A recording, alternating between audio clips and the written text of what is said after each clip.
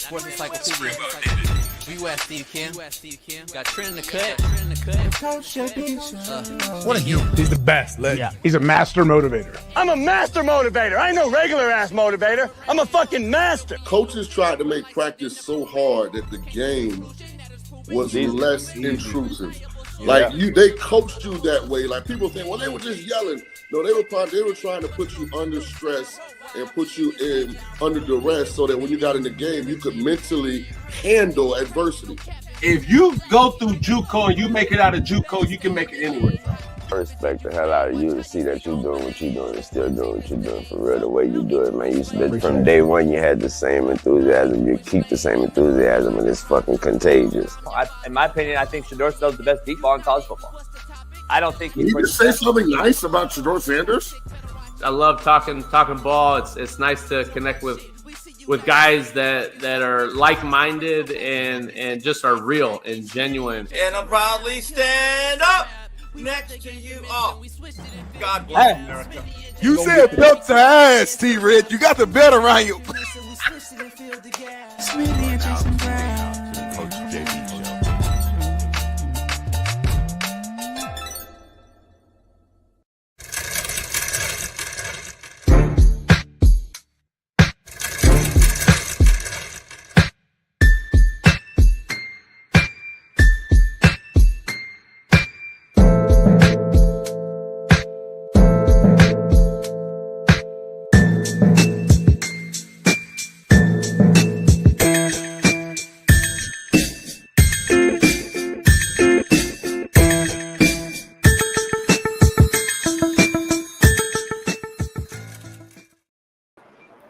What up? We are in the building. It is New Year's Eve spectacular on a Talk That Talk Tuesday, powered by BetUS. Head on over there. Use our promo code CoachJB. It is football. It is football, college football playoff round 2 today. Plus, you got some meaningless bowl games that y'all love to talk about how meaningless they are. Wonder how many guys play. Well, Bama plays Michigan today. We'll see how meaningless that is for those two historic franchises as one of the Bama legends joins us, Trent Richardson Jr. T-Rich joins us, T-Rich Tuesday.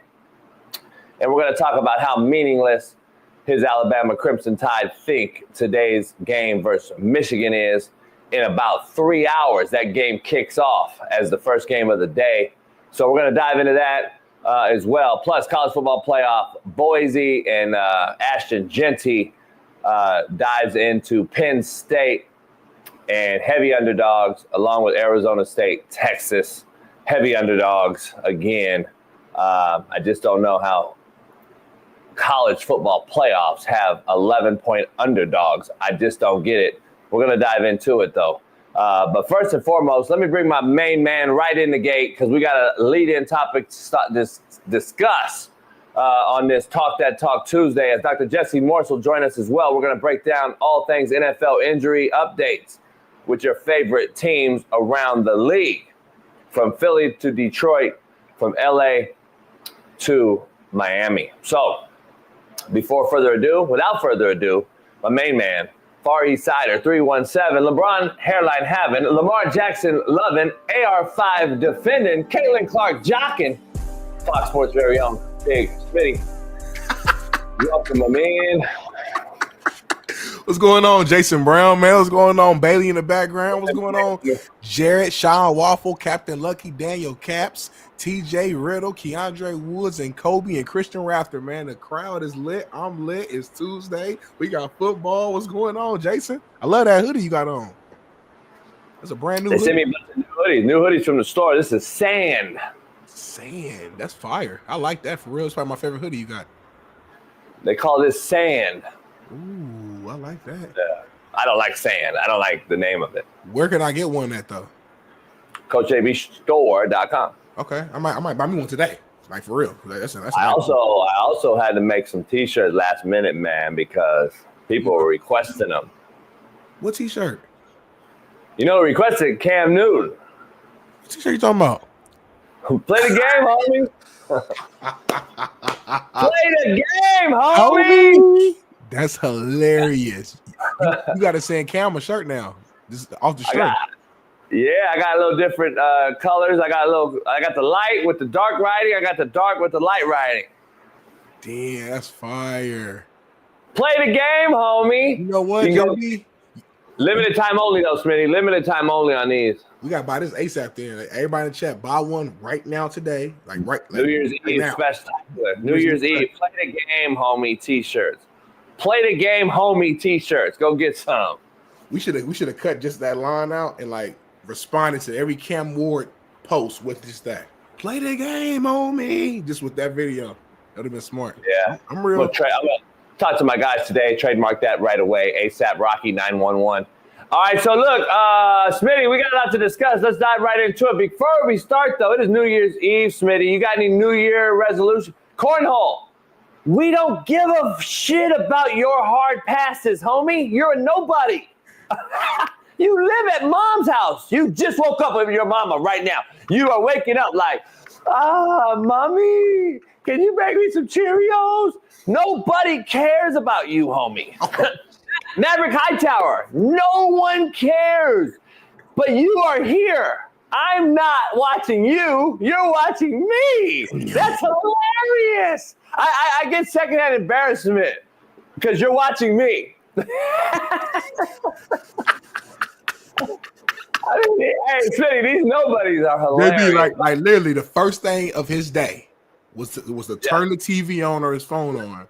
And get on this show. And don't come and watch this show. Out of all the things he could be doing, he could be sleeping, resting, getting ready for work, working out, laying with some chick, get some. He ain't had pussy since his mama birthed him. There you go. Come on, man. We know damn well Cornhole ain't had no pussy since his mama gave him up. He a virgin? Come on, man. I thought I was getting a benefit of the doubt. I thought maybe he, you know what I mean? You know what's crazy? We go 9 months to get out. The rest of our life, try to get back in. Damn. Crazy, ain't it? Order of the day right there. That's fire. Oh, yeah, I didn't think about that. But ain't that crazy? I didn't quote that. It makes sense, though. It's like you spend 9 months, obviously you're not in it, but you know what I mean? You in the system. So probably naturally we're comfortable being in that motherfucker. You in it. You want to go back. You want to, you know what I mean?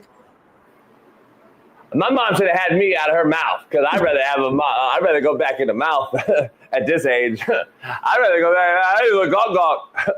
I just was gawk. Shit. Hey, what did you? Hey, the P. I'm not gonna cuss too early because about the first 10 minutes algorithm. Just cuss. I don't care no more. I know the P comes with too many responsibilities and drama. I know what you mean. It's like once you hit it good, they lose their mind. That is expectations. They catch feelings. They want to get serious. They want to talk to kids and family. And they get serious. Yeah, that's real.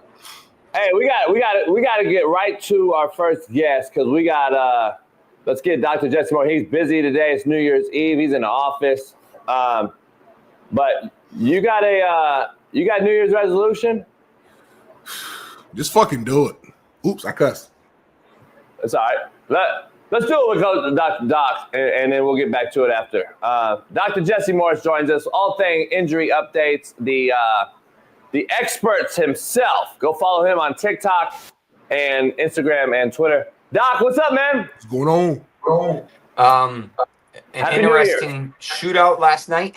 Yeah. Hey, what do I know? Who called that game? Why did everybody blow me up, Doc, saying, nobody's going to play. The game's meaningless. I go, that's not MCDC. That no game's meaningless. Because we played the game, homie. Well, and Dan Campbell is a man of his word because he said he was going all out and he went all out. Nobody believed him. No, the betting believed him because the lines were what they were. But there may be a couple injuries out of that may come out. Okay, give me the good and the bad with the Lions. Give me the good and the bad because they play the Vikings for the number 1 seed. And this is why Smitty and I are going to discuss this during the show. the Vikings could be a 14-win team and end up being the 5th seed. Crazy. And that's the same with the Lions, right? Same with the Lions. Same difference, yeah. One of these teams, and I think the Vikings will win. I think the Vikings are number 1 team in football right now. I just think that it's a travesty. This is a travesty. This is why Oregon playing Ohio State today is a travesty. I don't think it should. The way that they set this playoffs up, it's the same thing with the NFL. Seed them and rank them, man. It's unbelievable. Do you know Alabama's playing today? I don't follow college football much because they're playing this morning. They're playing this morning at 9 on the West Coast, so nobody's gonna watch the game on New Year's Eve. Yeah. Do you know their ranking? Do you know what Alabama's ranked?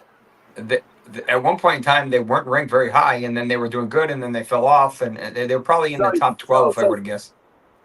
All right, so they're not exactly. How isn't that an oxymoron? They're number 11. But we have the 12 teams in the playoffs. They're not in it. and it's crazy. What are we doing? See, that's what my point is. They're number 11, not in the top 12 playoffs. So anyway, that's a whole other discussion. But today, the Lions come off of a game, which they will now play the Vikings next Sunday for the number 1 seed. They're getting guys back, there's rumors of. We got Aiden Hutchinson in an isobaric chamber and in water and doing all these things. A couple guys on defense may come back. Montgomery may be back. Yeah, we're going to have to see. They got a couple weeks before they're going to have probably any significant guys back. They have so many injuries. So add on to the injury. You said some guys may hurt. I think he got lucky, but we'll have to monitor it probably when – Thursday is probably a better day to evaluate. Mon-Ra St. Brown landed kind of hard on what appeared to be his right knee, but it looked like he was favoring his left knee, so I don't know how that works. But he ended up staying in the game and catching a touchdown and stuff. But let's keep an eye on this. Adrenaline is real. Sometimes the swelling hasn't kicked in yet. Sometimes the inflammatory markers haven't really started yet. So we'll have to see. If it wasn't a full flexed knee like Puka Nacua or Dalton Kincaid when they suffered that PCL injury, but you can see the angle of that right knee was kind of semi-flexed, and then he hits the ground or turf, whatever it is, and then the other knee landed kind of hard too, so it might have been just a bone bruise on that one, but something to monitor. I doubt it's going to be enough to hold to really prevent him from being 100%, but it bears monitoring. Jahmyr Gibbs is legit. The kid is incredible.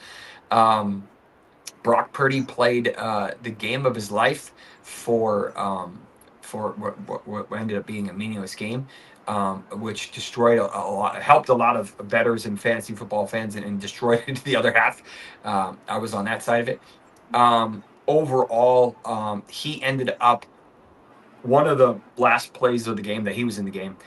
He went down. It didn't look anything significant, but when you zoom in, one of the players from the Lions brought his helmet, not on purpose, but just landed kind of on a flexed elbow, his throwing elbow. Yeah. And there's a chance that pinched or irritated the ulnar nerve. And that's why he was trying to kind of grip and he couldn't throw, because if that nerve is irritated, this finger and half of this finger you can't do a whole lot with. That's likely what it was. I mean, obviously we don't know specifics. I'll throw a little wrinkle in this. This is the elbow that he had reconstructed. Yeah. So when that happens, especially in baseball players, the surgeons often move this nerve because where it normally sits causes a lot of problems with baseball pitchers due to that repetitive snapping. So they end up moving the nerve. I don't know if they did this with Purdy, obviously. So the nerve may not be in the canal where it normally is. It may be in a different spot, and that may be why he got injured. I don't know. It could be a whole lot of nothing. They may sit him out next week because, as far as they know, they're out. It doesn't really matter what they do. But long story short, I don't think it's a big deal. It looked initially like it was his wrist, but it sounds like it's his elbow, and it sounds like it's probably just a little nerve irritation, which will be fine in a couple of weeks. It won't be a big deal. But in general, that's the two that I saw from that game that are relatively big name players. There's a bunch of other guys that injured this week that may or may not have lasting effects. But in terms of last night, those were the two. I'm glad you brought that up too, because Party looked like I don't know, his facial expression looked a little like nervous when he went out, and I could imagine, you know, having that bad injury last year, having to go through with that surgery, and then you get another nerve feeling. He's probably in his head like, oh my god, like not this. Yeah, I mean, could he have re-injured his UCL? It's possible. You know, go get a fork. You guys got a fork? Yeah, I mean, it's possible that he re-injured his UCL. I mean, it's unlikely, but it's possible. I mean, put a fork in him. It was a fluky, and then the question becomes, what do they do with him? That's the biggest question, Doc. I mean, he was balling the first like half. He was like 9 for 9, 2 touchdowns, and then it just went went downhill from there. I know what to do with him. You put a fucking fork in him. He's done. So there's obviously a lot of rumblings.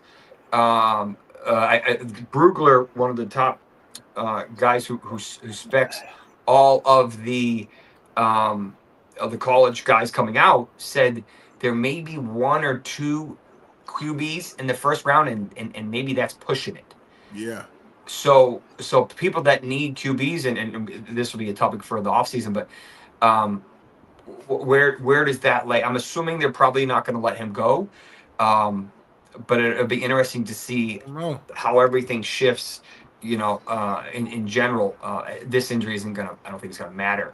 Someone just asked about Carson Beck, and yes, he has a very similar injury to Brock Purdy. I don't know if he's he went to Georgia, so he's a legit prospect. But if he's someone that actually has potential in the NFL, or is he? Right. Yeah. Not. But nonetheless, it sounds like he needs reconstructive surgery, from what I've gathered. And now the question is this similar to Nick Mullins, or is this similar to Brock Purdy? Does he need a full reconstruction, or do you just need a repair? And I don't know if we know that yet. And that will really depend on timelines to return. Or return. For him, it would be timelines to throw, timelines to, is he going to be ready for the combine, assuming he gets invited, and then, is he going to be able to throw then? Do they have a pro day? Like, we'll have to cross that bridge when we get to it.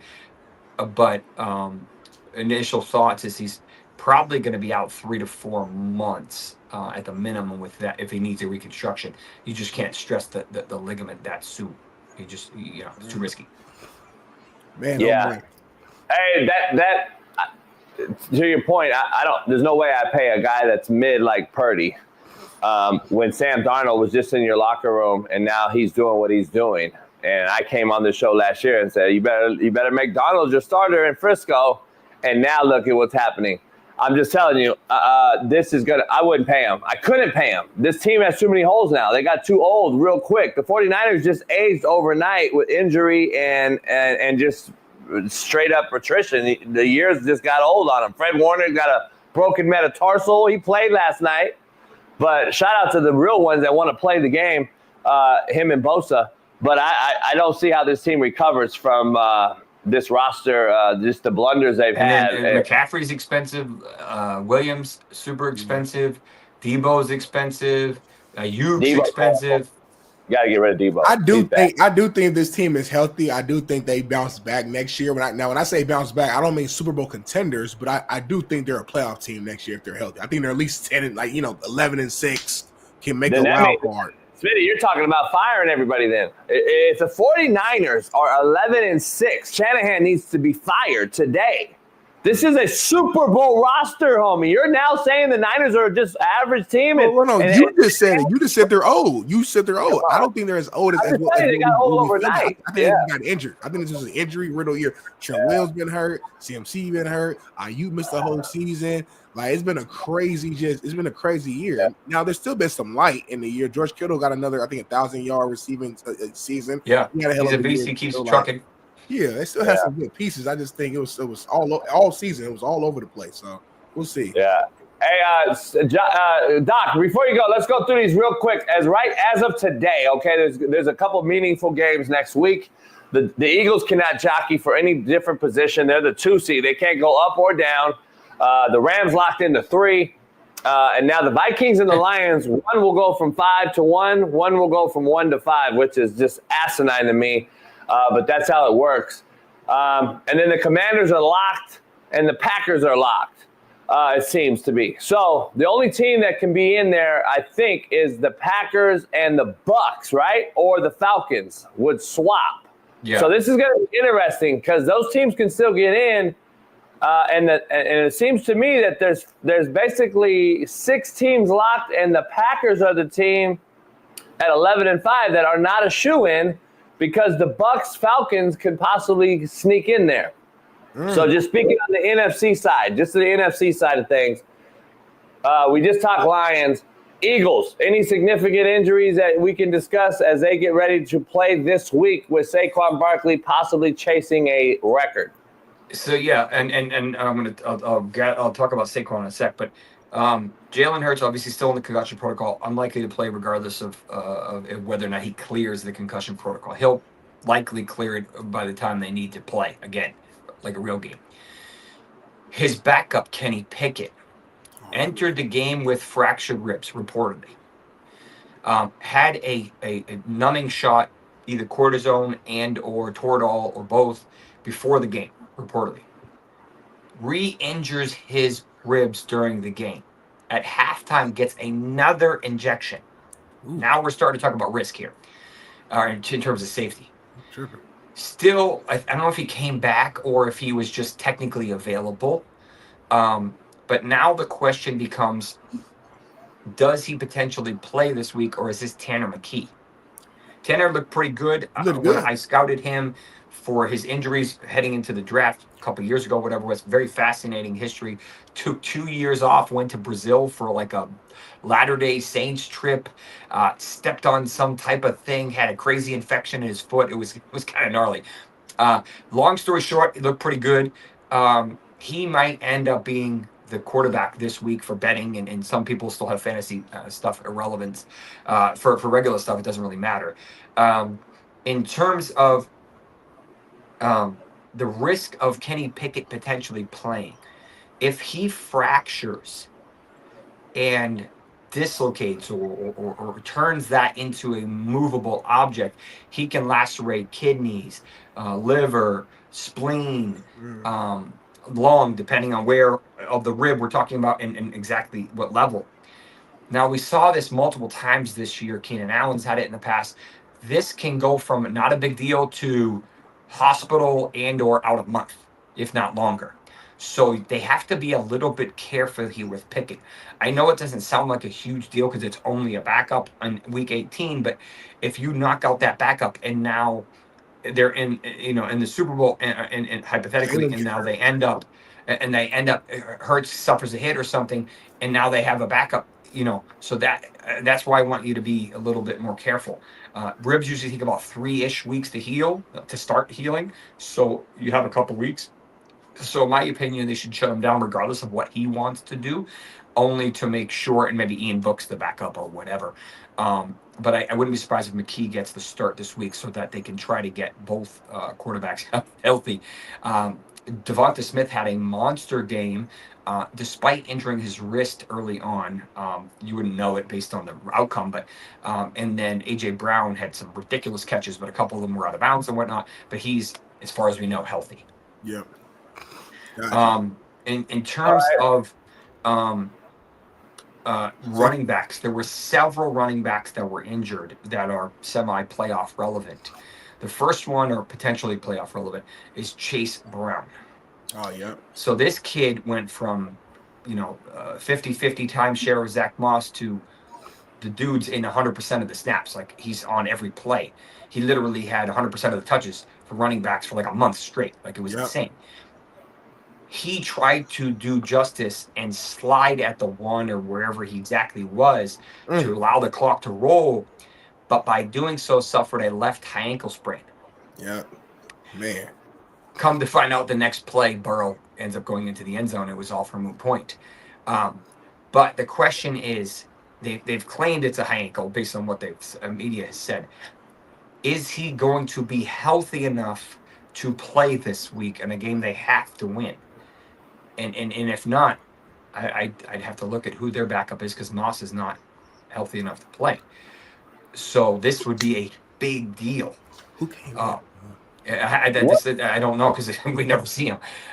Maybe Herbert, but I think it's Herbert. I think Herbert came in. I think it's Herbert that they traded from the Bears. Yeah, and Herbert's solid. He's a solid. But he's just not. He's good. But he's not as good as Brown. Yeah. So that may be definitely something to watch for this weekend. If the Bengals, I think, win, I think they have a chance to get in. If they lose, it doesn't matter. But James Conner re-injured his knee. It doesn't really matter. He's out. Aaron Jones suffered a quad contusion. We didn't know exactly what it was. We heard, hey, he got his foot stepped on. It wasn't that. It was a quad. The good news is it's a contusion, a bruise, not a strain. Why? Strains take about a month. They freaking take forever. They are very frustrating. Quad bruises or contusions, usually a helmet or a knee or something hits your quad. Usually you can play the next week, and they're really not limited at all. So I expect him to be a full go on Sunday night. And he's getting older. He's had his fair share of bumps and bruises this year, but he's been really good. Isaiah Pacheco injured his ribs. We don't know if it's rib cartilage or rib fracture or just a bruise. I wouldn't be surprised if he misses this week. Not really relevant. I don't think they're going to play a whole lot of their starters anyway. Josh Jacobs did something, but I don't know what it was. They never identified the specific injury. He's been banged up with back and foot and a bunch of stuff throughout the year, but he's been pretty healthy. So let's hope it's nothing. And then Josh Palmer ended up suffering a heel injury for the Chargers, and they're going to shut him down. So that it's not a big deal, but it may play a role there, because he's kind of that third wide receiver for the Chargers. And from I remember the Chargers are in, so that may play a role. And so far, at least for the new injuries, that's what we have. I mean, there's a bunch of old, quote unquote, old injuries. I'd love to hear your take on the Anthony Richardson situation, but that may be a topic for a different day. Tua Tagovailoa is probably one more that I need to cover. There is not a lot of clarity on this. One of my biggest concerns coming out of college was this ridiculous hip fracture dislocation that he suffered that should have been career-ending for most people.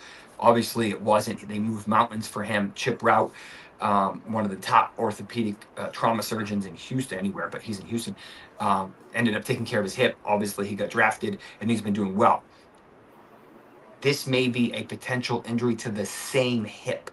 Is this on the hip part, or is this on the outside hip flexor, that area? So I don't know, but it started in week 15. It lingered in week 16. It cost him week 17.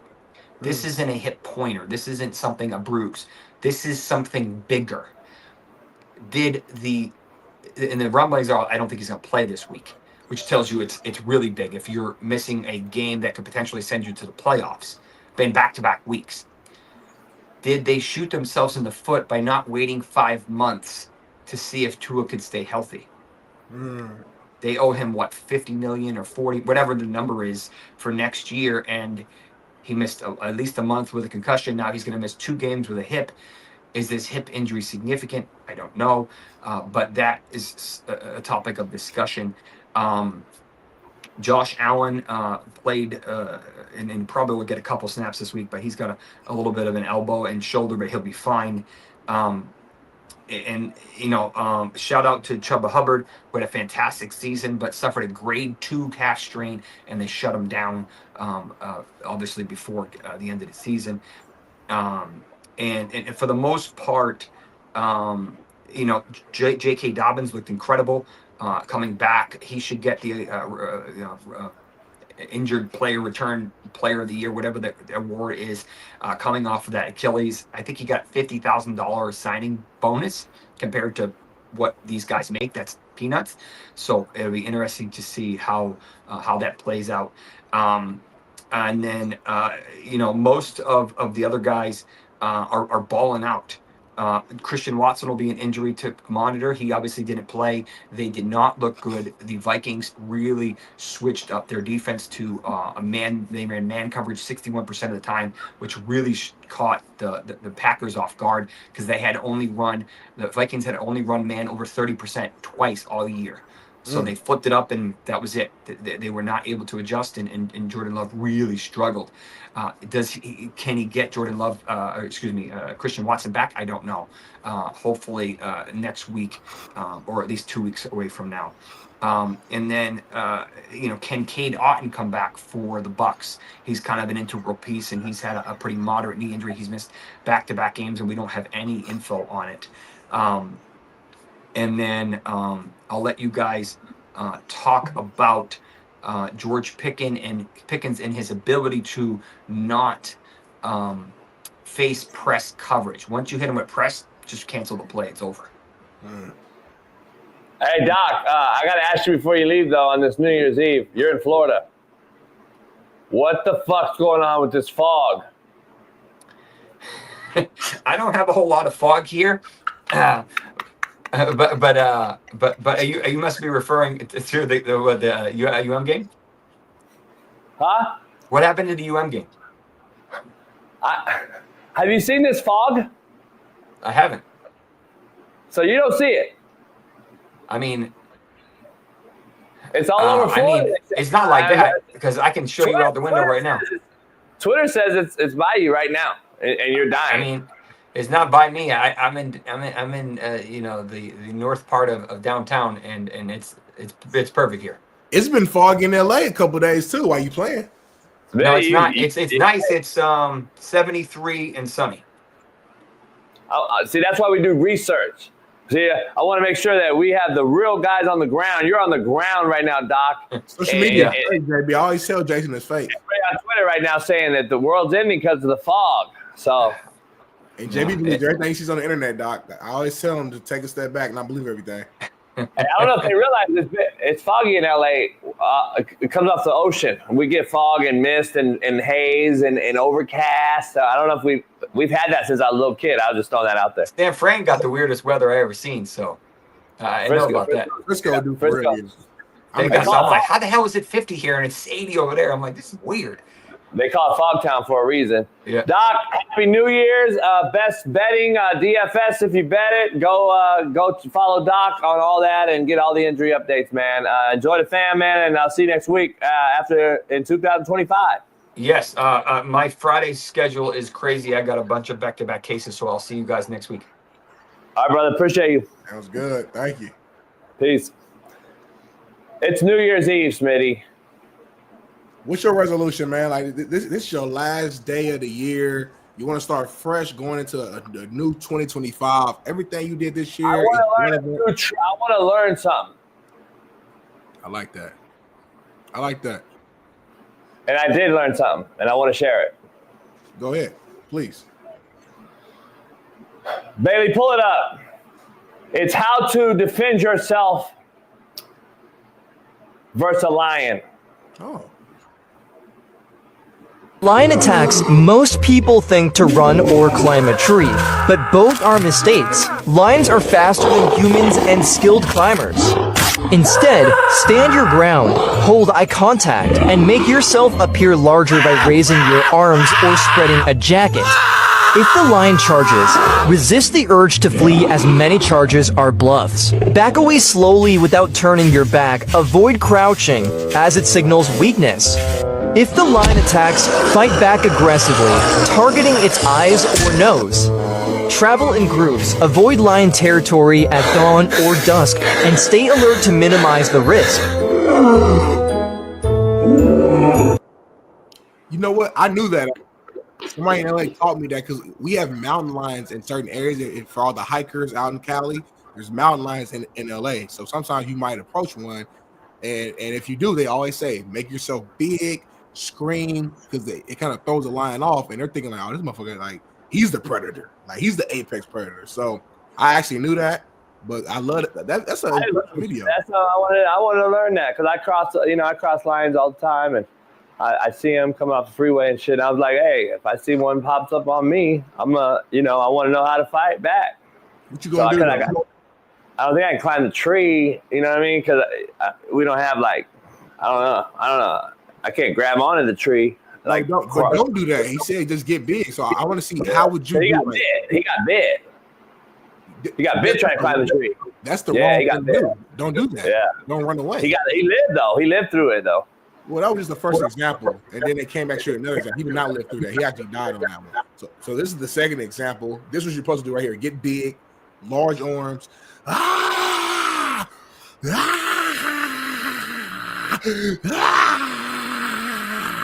the lion will get scared and it'll leave.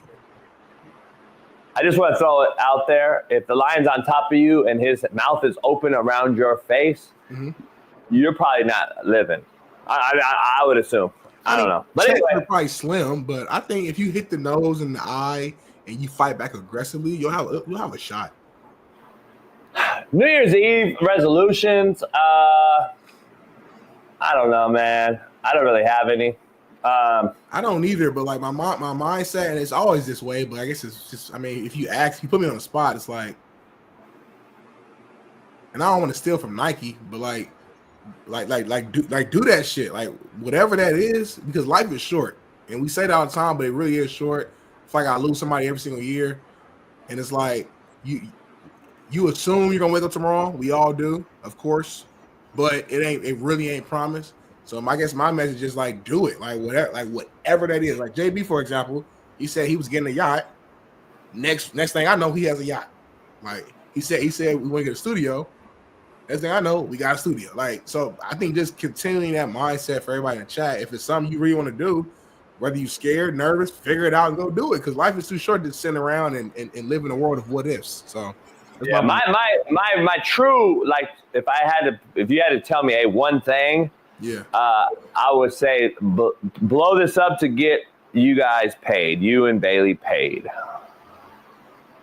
like significant pay, like a real like game changer. That's what would be the number one. That'd be a game changer. That means if you guys are eating, then I'm eating. So that's what I think. That's my goal, number one goal, I guess. I'm gonna say goal. Only thing I need is $100,000 a month, and I'm good to go. 100,000 a month. That's all I need, and I'm good to go. So got you. If we can get there, solid. Cornhole says we're a clown show. He's still here though. Cornhole is not. Let me look at the comments. I ain't looked at the comments in a minute. Where he said at? we're a clown show. He's right here. Clown show. He's not even green. He's not even green no more though. I know. That's all right. We go members only, and he gets left out. We might do that. So. Thanks, One Gorian. more cornhole comment, we might go members only. Thanks, Gorian. Gorian said I got an echo, so he just wanted to let us know. Appreciate it. Gorha been supporting since day one, before I even joined. Yeah, he's a real one. Let's get on to the show, Smitty. We ain't did quote today or nothing, did we? We ain't even done the lead-in, man.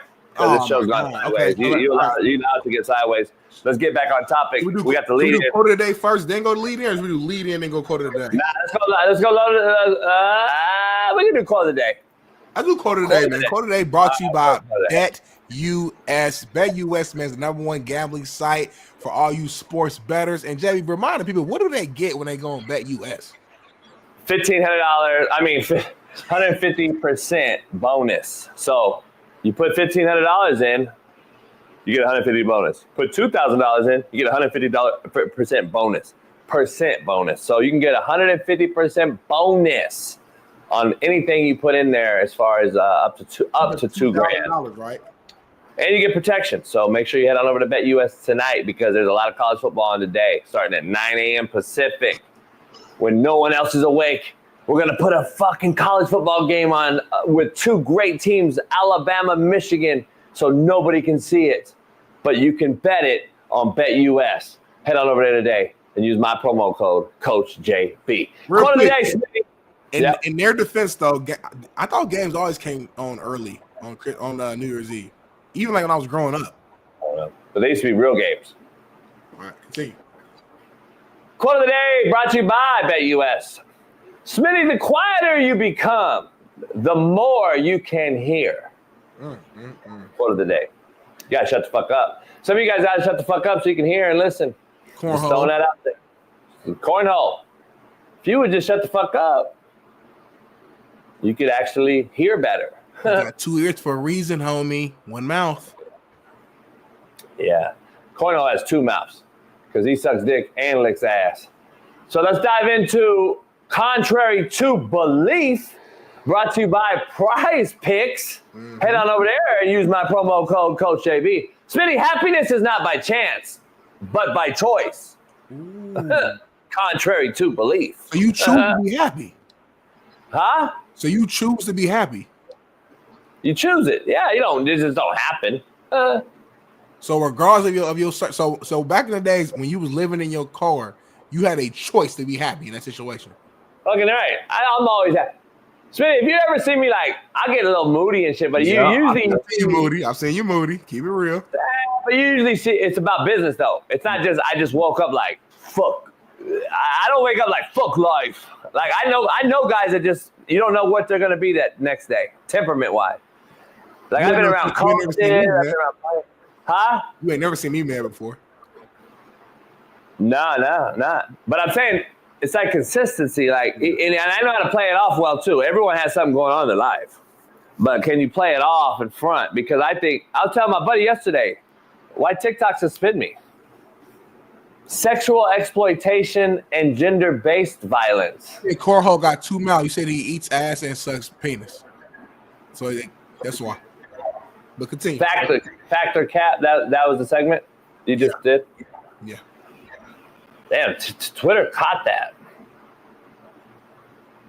Sexual exploitation and gender-based violence. Yep. Gender-based. I remember when we only had 2 genders. Well, that's just whatever. But the main thing, gender-based violence is wild. I hope they delete TikTok. Fucking. Anyway. No, your boy Trump said he's pushing to keep it. Yeah, I heard the dude from the Dodgers is gonna buy it. Who? One of the old owners of the Dodgers, billionaire tycoon. Magic? No, billionaires. Magic's a billionaire, homie. Nah, he's not. He's 100 millionaire. Magic is a billion with a B. No, he's not. Yes, he is. I was just with Magic the other day, chopping it up. He's a billionaire, homie. Because you was with him. I was with Johnny yesterday. Is he a billionaire? Johnny who? I don't know. That's what I'm saying. Just because you was with him, that's BPS. I was just with him. He a billionaire. I had nothing to do with his money. Oh, God damn. BPS 101. God damn. I was with home the other day. I was just with him, homie. He's a Hall of Famer. No, he not. They ain't got nothing to do with that. God damn, homie.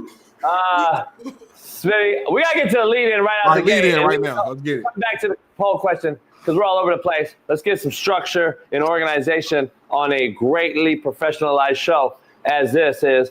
Play the game, homie. I got my T-shirts popping on CoachJBStore.com. Go get you one right now. I discussed yesterday, Smitty, Cam Ward playing a half, and I have been on these kids' bumpers about playing the game. What would be different with Saquon Barkley as he chases Eric Dickerson, the greatest running back in NFL history's season record for the most yards? Nothing. Play the game, homie. FYI, Play the Game Homie T-shirts are online right now, CoachJBStore.com, for a limited time only. Smitty, Saquon is the offensive player of the year right now without question, and he will probably finish third in the MVP race. But he should chase the 101 yards, which would still have an asterisk next to his name for playing one extra game. But damn it, play the game, homie. The Lions played everyone last night, Smitty. Nick Bosa played with 8 injuries, and Fred Warner played with a broken metatarsal bone in his foot. We have all the legendary stories, Smitty, of Ronnie Lott cut his finger off. One of my favorite players ever, Jack Youngblood, played in a Super Bowl with a broken leg. Play the game, homie. Saquon owes the game his efforts. He owes the game his play, and owes his team that he is grateful for. Because remember, Saquon Barkley could be in New York in a shit show organization. So play the game, homie. But what do I know, Smitty? That's powerful right there. Here's the thing, Smitty. Here's the thing, Smitty. This is the last game of the season. There never used to be this discussion about opting out, sitting out. I believe it's up to the player in the NFL level because nothing's guaranteed in life. Nothing. What is guaranteeing the Eagles they're going to win the Super Bowl? Please enlighten me. Please show me and tell me that the Eagles are a shoo-in, no-brain, win the Super Bowl. They're not. I couldn't sleep at night, Smitty, if I didn't go after the record and then we get knocked out in the first round. You feel me? No one brings that up, though. Nobody wants to talk about it. Everybody on these idiots and Adam Schefter, who never fucking played it down, who's up there talking about, man, why would you play? Because it's the game you signed up to play. And there ain't no guarantees. Right. There's no guarantee that this team wins the Super Bowl. So why would you sit out? Why? Like, so play 16 games, but the 17th one's where it all changes. Only because everything's locked right now. Like, whether they win or lose, they're locked where they at. They have bigger goals as a unit, as a team. Knock on wood. Saquon goes out there and has a significant injury in the last game of the season, right before the playoffs, when they have Super Bowl aspirations, and he gets hurt. Now all that shit goes down the drain. It's like, damn. And I get it. You can get hurt any moment, but I'd rather him get hurt in the game that matters, in the playoffs, in the division round, in the NFC Championship game. This is a game that matters. This is the last game of the season. This injury logic shit is killing me. They're locked, Jason. They're locked. That's what I'm trying to say. Right now, it doesn't matter. Play the fucking game, homie. Jason, you owe the fans. Hey, homie, you owe the fans, don't you? I'll be damned if I take my kids to see Saquon Barkley fucking play the game and he don't play. Fuck that, man. Play the game, dog. Like, I'm so tired of this mindset that we can't play because of an injury in the last game, but we just played 17 fucking weeks. By the way, you're playing the Giants, Smitty. The team that shitted on you and got rid of you. Now that's a good storyline. I get you on that. You need 101 yards. Albeit you won't break Eric Dickerson's same game season record, but you're going to break the record possibly. You can beat that. You can get that in a half possibly against the Giants' porous run D. Jonathan Taylor just had 100 at halftime against them last week. The Giants have given up 300-yard rushers in a row, I believe. Come on. That's a huge shit sandwich. And Saquon went out with class in New York, too. He said, man, I want to be a Giant. You fucking shitted on him. Yep. I would fucking run that shit down their fucking throat. Hey, Jason, ain't it crazy how it's set up, though, to where, like, they're playing a Giant? Like that's Don't that tell you to play the game? Don't that tell you to play the game? I hear you. Listen, all thing I'm saying is whatever he does, I agree with. I think he's 100%. If he decides to go to break the record, it makes perfect sense. If he decides to do it makes perfect sense. Like, to me, in the NFL, I think the players are in the right at this stage to say whether he wants to play or not. Yeah. Different than college, where you're a 17 to 23-year-old, you're getting a collective to play college football with no contract. You should honor that and play the fucking game. In the NFL, when we're at this scenario, now I'm talking about this scenario, lock situation, chasing a record. If you're humble enough to say, I don't want to do it, so be it, go for it. I think you should. I'm an opinionated guy outside, no dog in the fight. You're breaking a record of my favorite running back ever in Eric Dickerson. I don't want you to play. But from the coaching standpoint and the player's mindset that I had, I'm playing every game until the end. That was our mindset as growing up. We played every game no matter what. We knew we had a playoff game right after the last game. We didn't opt out. We played all the games. Played all the games. In the NFL specifically, though, I'm trying to think back when I was like young. My bad. My point was I would say it's up to Saquon in this scenario because of the scenario that the team can't do nothing. And if he wants the record, Sirianni should say, you know what? Let him have it. You want to have it, go get it. If not, I understand too. But because that's the whole thing I'm saying. I agree with you 100%. That's all. Because the players, like Josh Allen's playing. Josh Allen said, I'm going to play because of the streak record that I have intact. He can go out and fucking blow his Achilles the first snap. Yeah, Like, I'm just saying, dog. You got to play the game. You can't think injury mindset to me, or you're going to get hurt. I just. That's my opinion. It's a debate we can have all day long. How long have players been sitting out though? The last game, once they've already locked up a seat. Like for example, Andy Reid has said he's sitting all the Chiefs, all the starters that matter is sitting. And they're not the greatest coach in the league. They're not chasing a record. This is a situation. But your bigger point though is play the game. So forget the record. Your bigger point is play the game because every game matters. But no, Andy Reid, who's the fucking Mount Rushmore coach, is saying he's disagreeing with you. He's saying I'm sitting all my guys. That's a whole other ball game, though. We're talking a specific kid right now. We're talking about a kid right now that's chasing a record, not a team that's locked up a seed. And by the way, you can't sit everybody in the NFL. People keep saying this shit. The NFL has 53-man roster. Yeah. Stop acting as if, not you, but everyone out here that I keep watching on Twitter and shit. I'm like, dude, you only have 53. You know how many other players have to fill in the void? There's only 50. It's not like 100 guys on the roster that can play red shirts. Right. You have to play the game because we don't have that many guys. And I'm gonna bang up all my special team guys that play both sides and have to play linebacker and run down on kickoff, and then I have to play him now. You got to play the game at some point because there's only a 53-man roster in the NFL. It's not like 100. So that whole notion that we can sit out everybody, no, it's not. It's never been that. It's always been a 52, 53, 54-man roster in the NFL. It's never been sit out everybody. Hey, we're playing the guys on the practice squad. It don't work that way. So people need to stop with that notion. It sounds ignorant. There's 53 guys, 22 starters, and then there's a bunch of role-playing guys that go in and play. So understand, man, you guys got to understand something. It's not going to everyone's not going to sit out. So remember, Saquon's Barkley owes his O-line, who might want to say, Lane Johnson may be saying, hey, we could be going down as one of the greatest O-lines ever with this record. Yep, I hear you. You can argue and debate it. You can argue and debate it with the gameplay and all that. But, hey, dog, we want that record too. That's a good point. That O-line is good. That O-line is good. Sheldon played against me the other day. He said that O-line real. He said them boys heavy. They lean on you. He said that's the best O-line he played in. I saw Sheldon in the trenches the other day on the goal line stopping. Like they put it close up too, right? He was in the stance. Yeah, they put the camera on real quick. Yeah. Goal line. Yeah. And like, the way things are set right now, I think it's a lot. They're coming down here to play the Rams in the playoffs, so I'm gonna probably be at that game. And it's my birthday weekend too. Cornhole non-member wants to know why you don't ever wear gear.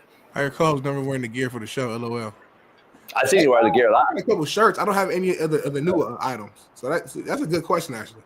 I don't have the sand hoodie. I would wear that right now. I love those type of colors. The sand, the khaki, the browns, the tans, those fall colors. Did we get the hoodie out of the studio? Ooh. I didn't. Like if you I got you hoodies. I got you hoodies, homie. I know. I think you got them though. I had you all kind of shit. I got t-shirts here that I wear. I still wear the JB shirt with Big Smitty. I wear it to the gym sometimes. Be lifting weights. People be stopping me and talking to me and stuff with the JB shirt on with Big Smitty. Let's discuss Cornhole's all his questions the whole show. Cool. I like that. Because Cornhole's way more important than anyone else. Now, we actually got a bigger topic that we're going to dive into, and then we'll push the commercial break here a little later, but we got to dive into this real quick, Coach. I don't know if you saw this, but did Bailey move it? Bailey might have moved it. What, the poll question? He moved it. I think he moved the topic that I'm about to dive into with the FSU coach and the NIL dollars with all the players going. Can we do the poll question first and then go to commercial and come back with the FSU thing? Because I know I got a video. You all over the place right now. Why did you just said you couldn't find nothing? I'm pissed off now. You messed my whole flow up. Then you go for it. I don't want to go for it no more. Well, I didn't know because you were quiet. You were quiet, and you couldn't find it.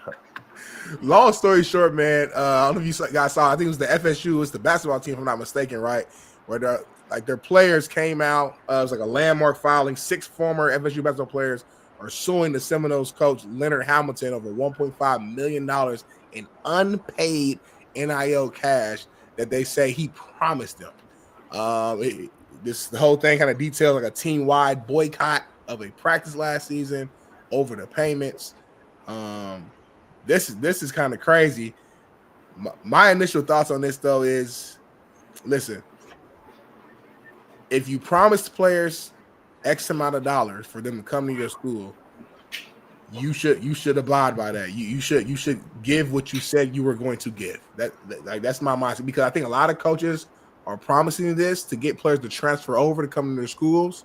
Players get there and they now they're backstepping and backtracking and not delivering on what they promised. And now the kids are sitting there looking stupid because they made a decision, a life-changing decision potentially to go to your school really because of the money that you promised them, but now you're not getting the money. So now they're somewhere they don't want to be. Now on the flip side, kids got to be smart too and figure out some sort of contract, some sort of thing that they're signing, some sort of thing where they get half up front. Like they gotta be better with business. If you're gonna make grown man decisions, you gotta have grown man actions. So you can't just be going over somewhere because of a verbal agreement. It has to be some sort of, John Hancock needs to be down on some sort of paperwork to ensure that he's obligated to pay this money and not just a verbal commitment, because we know verbal commitments don't mean shit no more.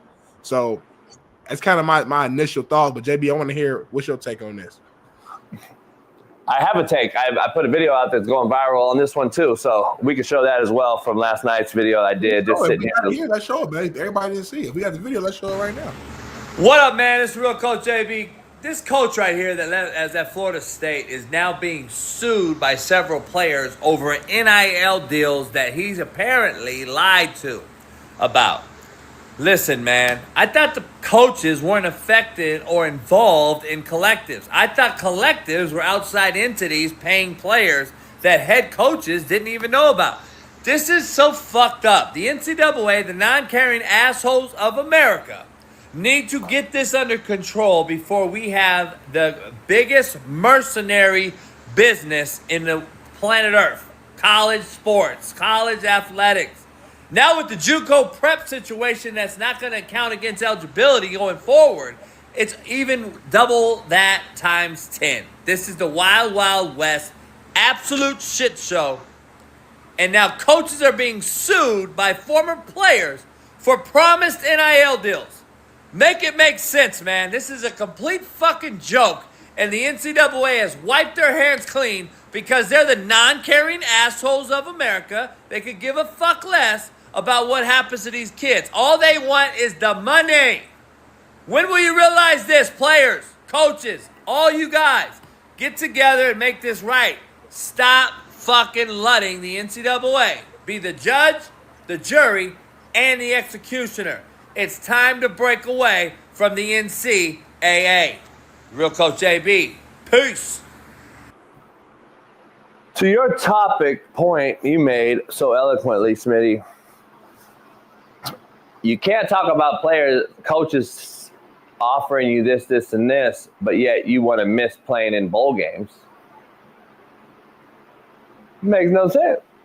So now you're going to sue a guy for promising you something, but your promise to me was when you signed a letter of intent to come to my institution to tell me you're going to play for me. Not when I go to the Final Four in Miami head coach's situation, as the coach just resigned from the University of Miami during the season, 12 games in, because 8 players told him, hey, I know we went to the Final Four. I know we're in Miami and on the beach, and I love all the bras and the money, but guess what? I got more money from somewhere else. We just went to the Final Four, son. You don't want to go play at Miami? You don't want to play here? You don't like it here? No, we like it. I just get more money to go to Washington. Come on, man. What are we doing? And then you don't want to sign a contract or put one in place? The NCAA don't care, Smitty. They don't care. And the coach, to my understanding, and I know we've had this discussion with Shaun King and yourself and other people on this thing that know, because Shaun was coaching at South Florida in this era. From what I've understood, and everyone I've talked to at the Power 5 level, head coaches they cannot touch or discuss the NIL money scenarios with players. So however that is illegal, but then getting paid is legal, blows my mind. So we know damn well, the coach knows what the fuck you're getting. That's everywhere. But from legality-wise, I'm just talking legality-wise, from what my understanding is, the head coach cannot offer, pay, or be involved in any monies exchanging hands with players. Has to be collectives that are not part of the program on staff, at least. Let me just say that. So if that's the case, how is this guy getting sued? Because he's probably the one who was the face, who verbalized the agreement. Yeah, the recruiter. The recruiter. But my question is, can the players sue the collective? You can't sue a collective. I mean, they can't sue the coach either, because in the same scenario I just told you exists. If that's the legality of it, then that coach is protected from a lawsuit. Can they prove? Let's say, just for shits and giggles, let's say a player's recorded some conversations or whatever, and they got him on tape promising X amount of dollars to him. Could that change things or no? Potentially. Not verbal agreements are like 1% binding. They're not very.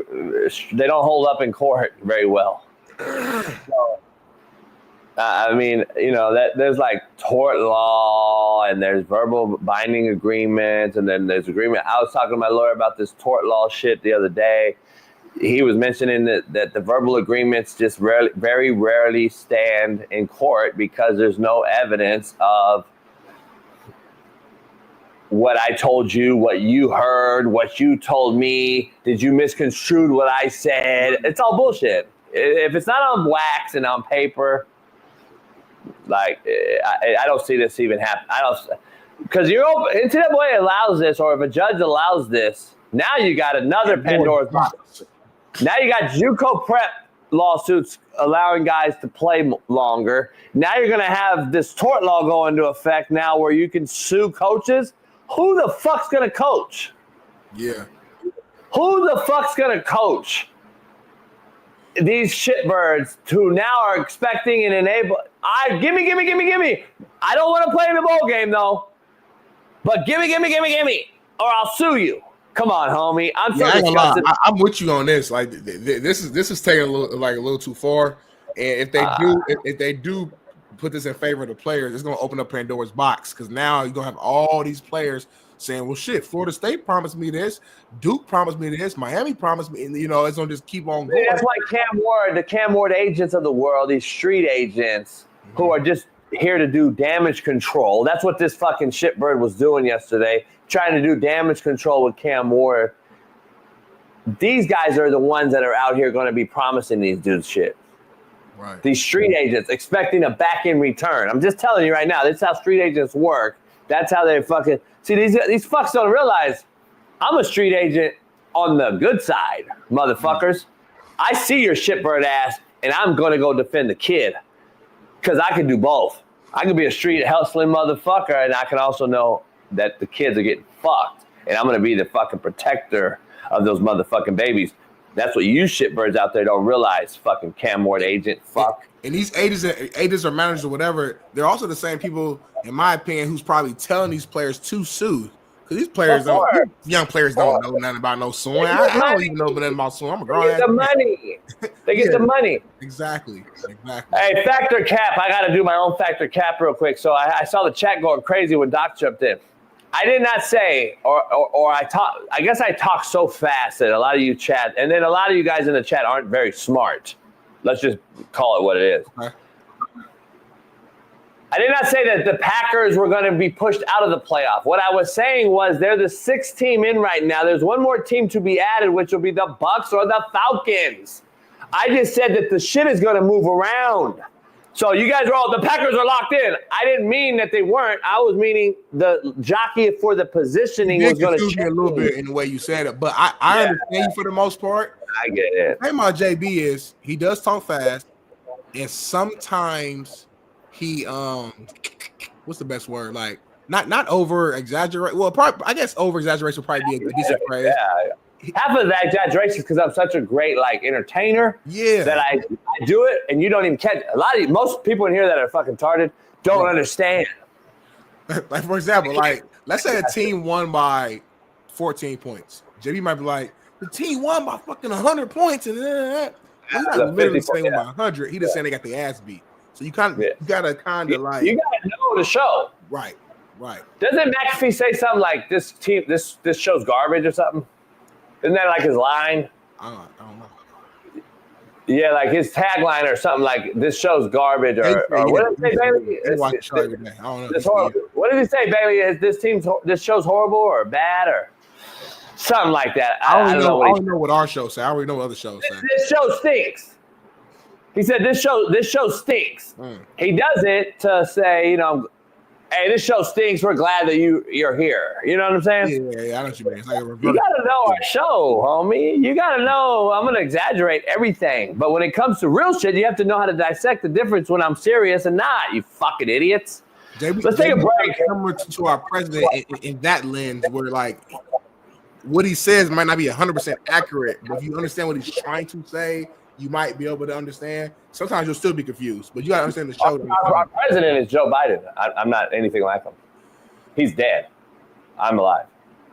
Let's go ahead and go to commercial break on that note. When we come back, we got more to Coach JB Show with Big Smitty. I'm going to move my car. I'm going to take a shower, and I come right back. We're going to be locked and loaded and ready to go. He's going to move his car and take a shower and be right back. Yep. Watch this.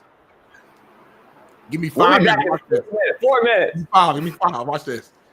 What up, man? This is a proud new sponsor of the Coach JB Show with Big Smitty, and it is First Round Performance. Yeah. Make sure you head on over to firstroundperformance.com. We got the merch, the gear. They are top-notch company. High quality, JB. All about the quality here. Workout gear, exclusive gear. What's that right there, JB? By the way, nobody else in the country or the world has this short right here. You can put this short on. It helps your back. It helps your hamstrings, helps your quads as you work out. What? You can wear these right underneath your workout shorts or what have you. It's kind of like a girdle, but very, very comfortable. Shorts Against Syndrome. It's SAFS. Go head on over there and check it out. First Round Performance. They got workout bands. They got ankle weights. What's this? What's in that box? Kind of good. It's our first time seeing this. What's this? I'm nervous. What's that? A 40-yard dash electric timer. You can go get your workout on with the light and the strobe, the whole deal. Firstroundperformance.com. Oh, you just turned it on, JB. Bam. You want that smoke? Go check it out. I know you ain't trying to race me, JB. I might race Smitty and smoke him. You ain't trying to race me. You scared of that life. Yeah, this is the real deal. You guys got to go check it out. Firstroundperformance.com. Head on over there. Proud new sponsor of the Coach JB Show. Nice, JB. With Big Smitty. And this is mine, right? Hell yeah. Listen, their premium gear, including the revolutionary SAFS shorts I just showed you, are expertly designed by a leading orthopedic surgeon to align your hips and relieve your pain. It is trusted by athletes and active individuals alike, whether you are pushing your limits with their high-quality resistance bands, as Smitty just showed you, or boosting recovery with the powerful dual-spectrum red light therapy devices that I just showed you. First Round Performance delivers the tools needed to stay at the top of your game. Whether aiming for peak performance or simply wanting to live pain-free, they've got you covered. Visit firstroundperformance.com or shop on Amazon today. They just launched their AmazonStore.com, their Amazon store. This is out there, First Round Performance on Amazon. And so go help them out and grab some performance gear today. And please feel free to reach out to us if you have any questions. Yes, sir. Go First Round. Go First Round, baby. The promo code will be Coach JB. So check that out and head on over there today. Get right, baby. First Round, the highest quality. First Round Performance, go get you some merch. Ooh, I like this shirt. I like this shirt, JB. Peace.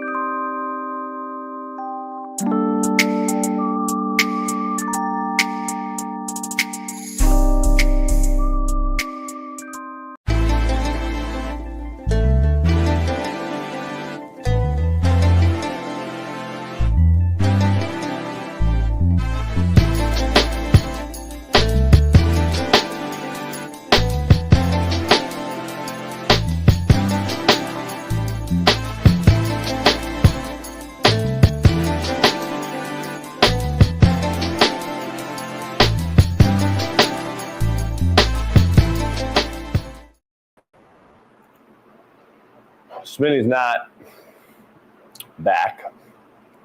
He's a liar. So I had a boiled egg. I got I'm stuffed up for some reason all right here. Not sick at all. Stuffed up for like 2 days straight. I think it's the fog.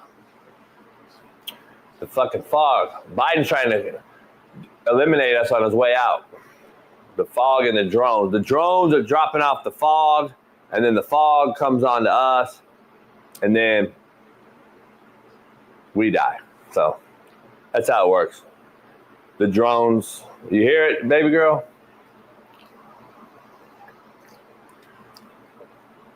Tequila night. New Year's Eve. I don't get sick, knock on wood. Ruben,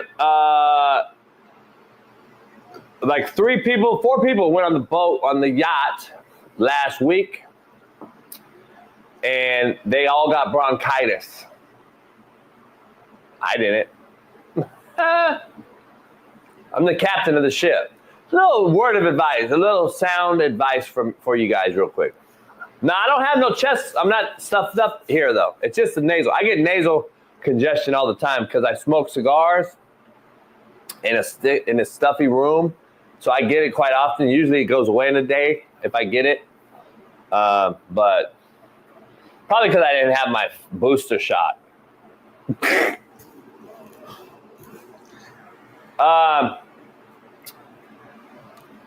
But, you know, it is what it is. It is what it is. But word of advice. Fuck, I forgot what I was going to tell you guys. Forgot. I don't know what it was. I don't do Vicks Rub and all that shit. I don't do all that. It didn't work out. I thought I was going to be able to do it. Barely put a 3-minute commercial to a 5-minute. My timing was off. I moved the car. I about to jump in the shower, and I heard your voice. Oh, man. I hate when I fail, man. Last day of the year, I had a goal. You should. I feel horrible right now. You should. You should. You should feel horrible. I got to ask you, today's New Year's Eve. I was going to be on the boat today and tomorrow. The whole time. I was like, fuck it, why not? I don't do shit ever New Year's. Like, I'm too old. I don't go out. I'm not trying to be around no human. I'm not trying to be around no humans. Huh? The sun's not even out. I know. I was like, today, then the fog that Biden and them are putting on us to eliminate us, I was like, I'll stay in and last a few more days. It's but super foggy outside. I'm looking right now. It's like super foggy. Yeah, it's crazy. They say like that they're just attacking the big cities.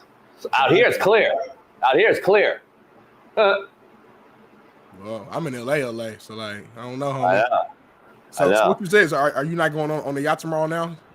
Oh, I'm going. Are we doing a show tomorrow? Yeah. Okay, I was making sure. Unless you don't want to. I mean, I was asking. I mean, it's your show. It's the Coach JB show. Large text with Big Smitty. The Coach JB show. Yeah, a lot of people's names aren't on that show. The Coach Your JB name's show. on there. Deep voice. The Coach JB show. Your name's on there. Your name's on there though. You gotta say 80-20. People saying the worst fog they've ever seen. Damn. Everybody, drop where you live at. I'm just curious to know, like, if you have fog in your city right now, drop where you live at so we can see where the fog is at. Because it's been foggy out here for sure last few days. I see Stockton. What else we got? Baby girl said, Smitty, you crack me up. I'm glad I can make you smile every single day, baby girl. Tomorrow on the water. So here's my plan today. New Year's Eve. I'm gonna get drunk regardless. I gotta go. I'm gonna go get some Cincoros, just straight up. No mixture or nothing? Nah. Might as well start now. You will not take a shot right now live on the show. Huh? You will not take 2 shots right now live on the show. Why you keep adding shots? You will not take 7 shots. Anyway, this is Coro. I'm going to start this early. I'm going to go buy another bottle. They're just fucking expensive, but it's Michael Jordan. I bought you that bottle, homie. Pat Perez, this is like 3 cents you bought it. Okay, all right, I'm making sure. So anyway, I'm gonna start hitting this. I'm gonna barbecue something. I don't know what. Of course. Might as well, New Year's Eve. And then tomorrow, as soon as the show ends, maybe it ended a little early. And then I'm straight to the yacht. I said tomorrow we do a 2-hour show. Fuck it. No break. I'm down. We got Noel. We break some film. Yeah, we got Noel tomorrow. Never mind. We got Noel. And we got Coach Fred too.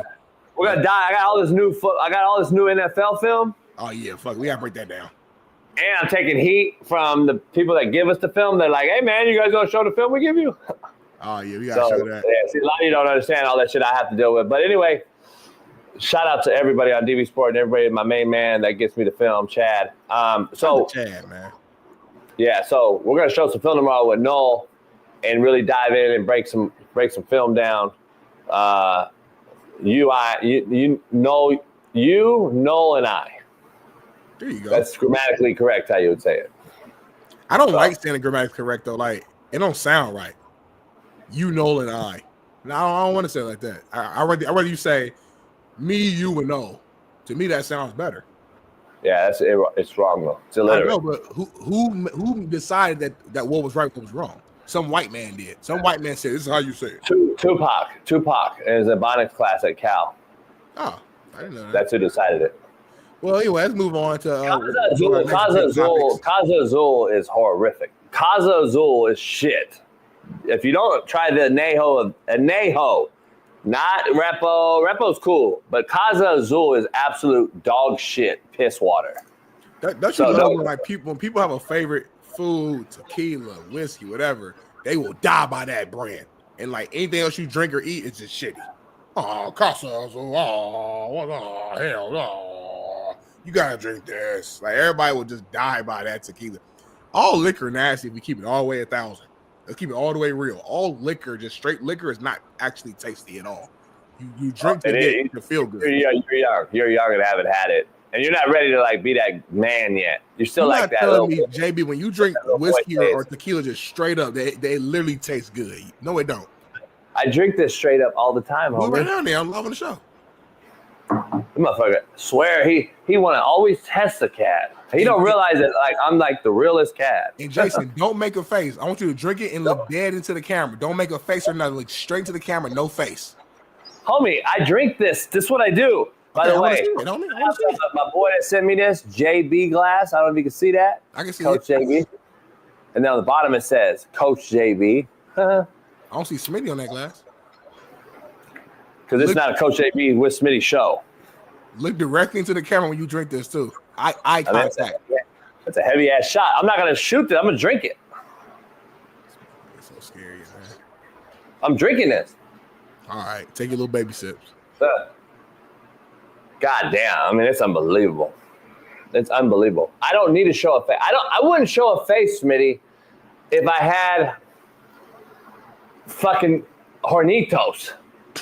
The shittiest tequila. I wouldn't show you a face because that's a bitch does the face. I'm not doing no fucking face. It doesn't matter what I'm drinking, homie. Nah, it's some liquor that be having you fucked up. What's that one liquor everybody's drinking in college?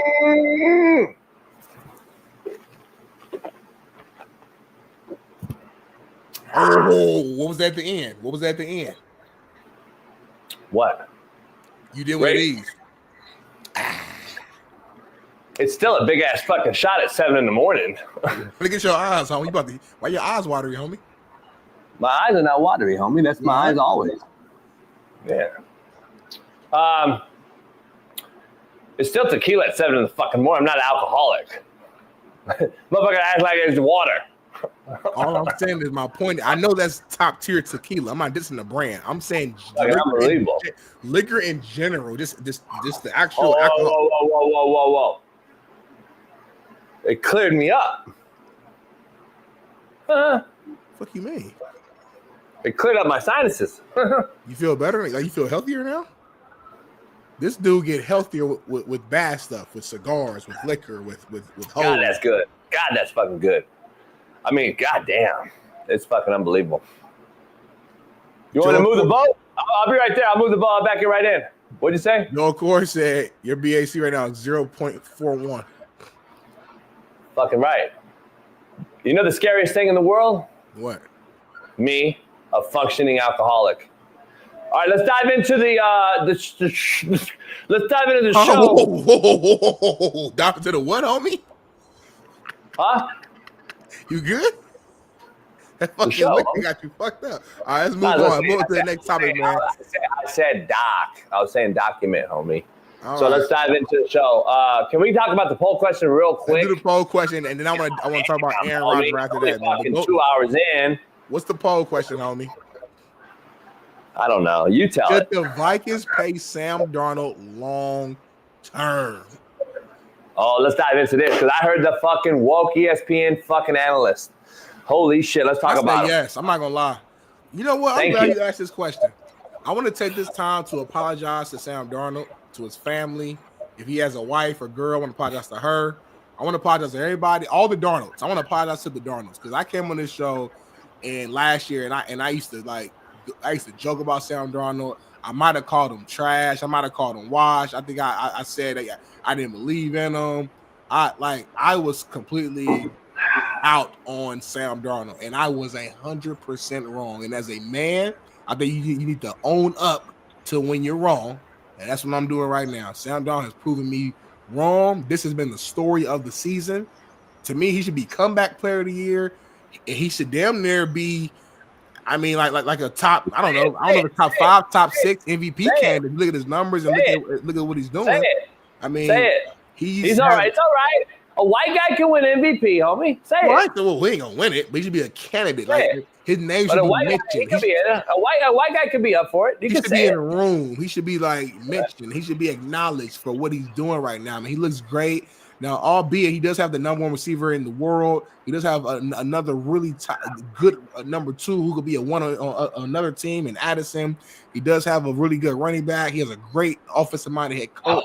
He has a great system around him, but nevertheless, he's doing what a lot of us did not expect him to do, and they're about to potentially have the number 1 seed in the entire NFC have a bye.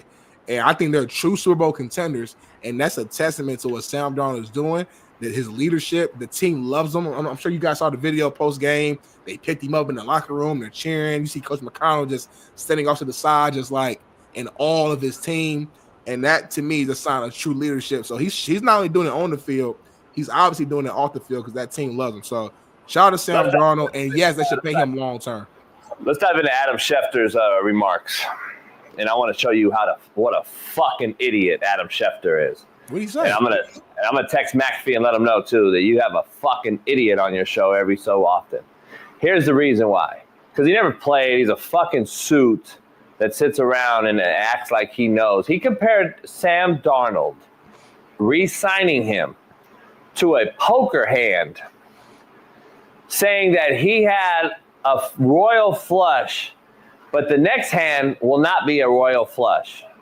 So you have to move on from him. I almost lost my shit, homie. I almost threw my thing through the TV this morning on Get Up. 5 in the morning, I'm sitting there watching it. That's the perfect analogy from a guy that never fucking played or coached. This ain't poker. The players actually have a outcome-based, result-oriented based profession. We can work to attain that. You are depending on a hand in a card game, you fucking moron. By chance, right? This of the draw. What the Vikings is doing is not by chance. luck of the draw. He didn't win 14 fucking football games because he got the right hand, you fucking idiot. Now, please, Adam Schefter, come at me like you came at Doug Gottlieb, motherfucker, because I'm the wrong motherfucker to come at. Let's be clear about that. I will cook your sorry ass on social media. So please come at me like you come at these other mid-ass nobodies. First of all, it ain't a poker hand, homie. This motherfucker is legit. I've been telling you that shit for 2 years. Adam Schefter, you should say that JB called this shit out, not Dan Orlovsky. Because Dan Orlovsky wasn't on the train, motherfucker, a year ago like I was.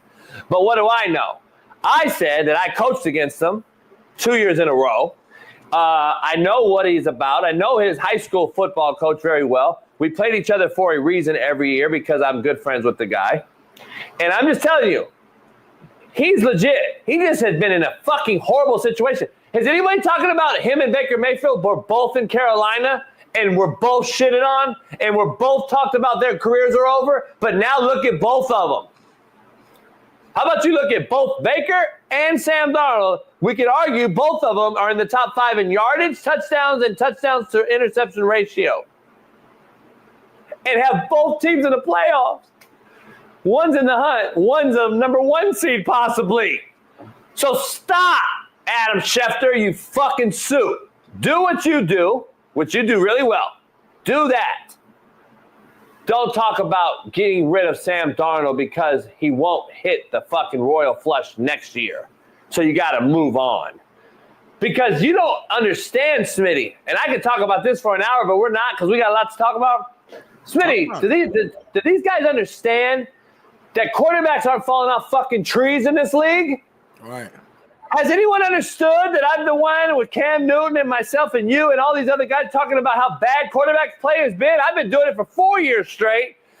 But now all of a sudden people are starting to understand. Kirk Herbstreit and McAfee and everybody, Whitlock. Yeah, JB been calling this shit for 4 years. He might be right or something. That motherfucker just dink and dunk offense. Don't do shit. 80% completion percentage because look what they're throwing.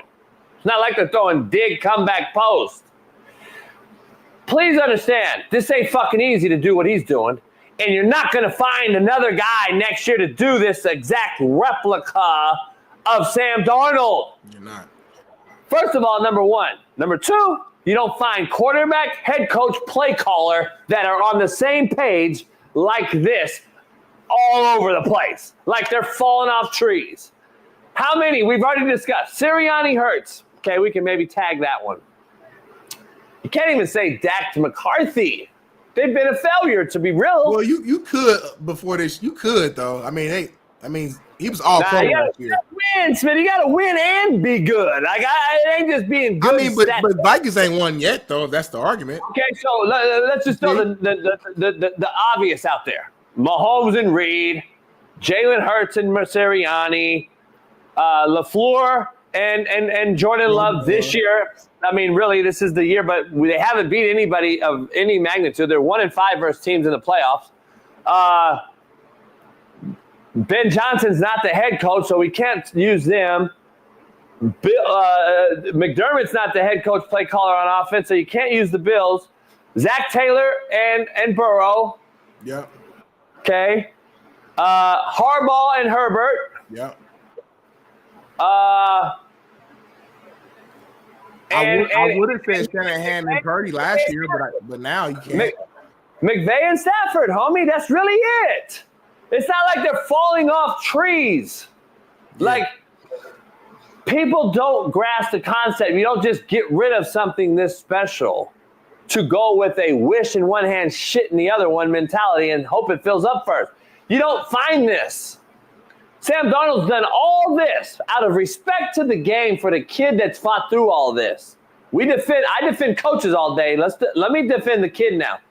How about you pay homage to the kid that's gone through what he's gone through with 4 different head coaches, 8 different offensive coordinators, 2 horrific franchises in Carolina and the Jets, and let him actually eat for once and show you that he's the guy. He's doing it right now in 1 year.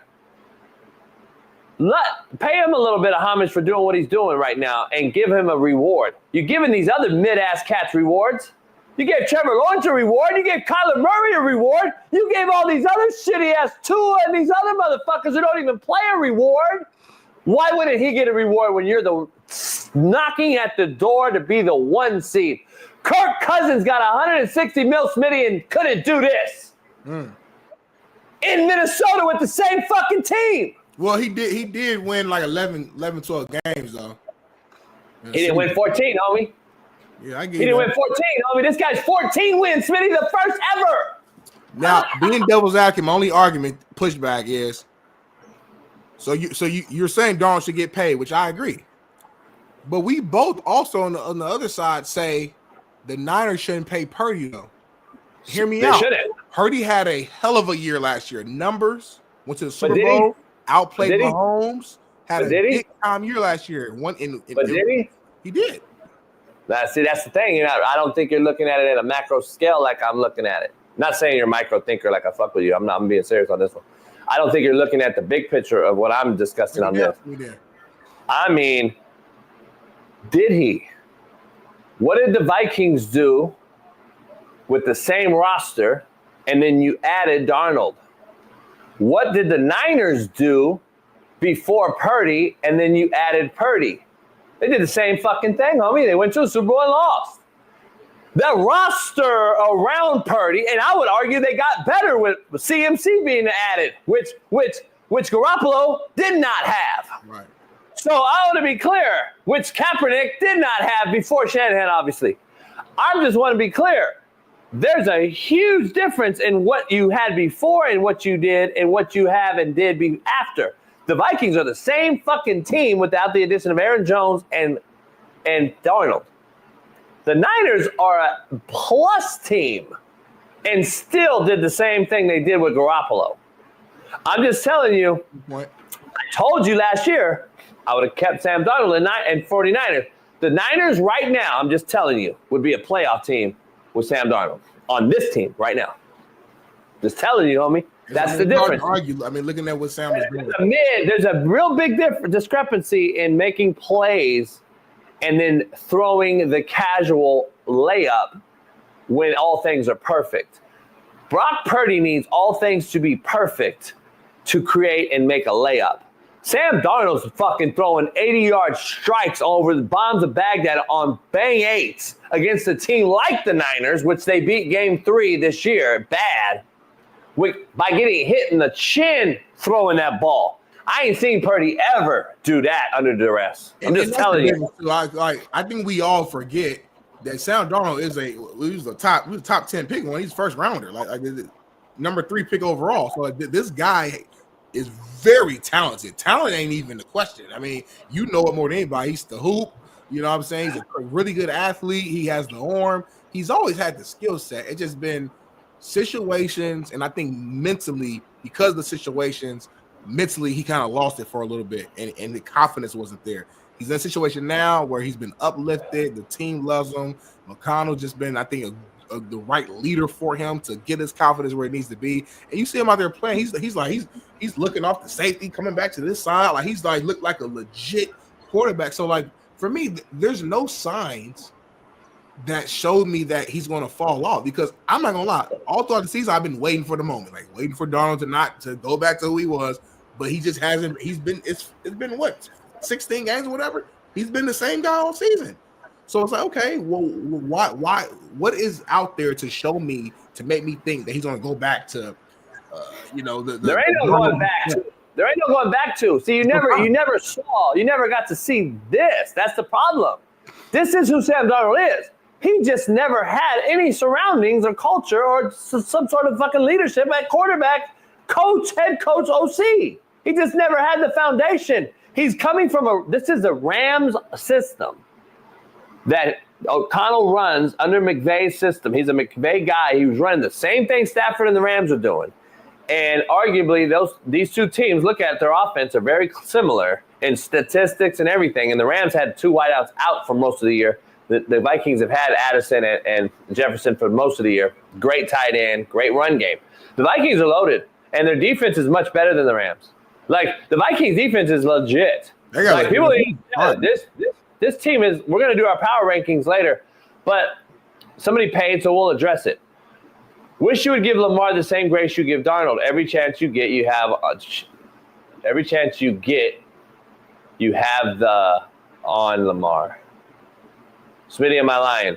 CJ Stroud had 1 good year. You said he's better. Okay, well, anyway, grammatically, it was hard to read, but I understand what you're saying. So that's a fair, I guess, evaluation. I'm not mad at that point. When Lamar balls out, I say it. I said this is his best year ever. I've said it every show almost. Anytime Lamar's brought up, I said this is his best show ever, or year ever. You have said that.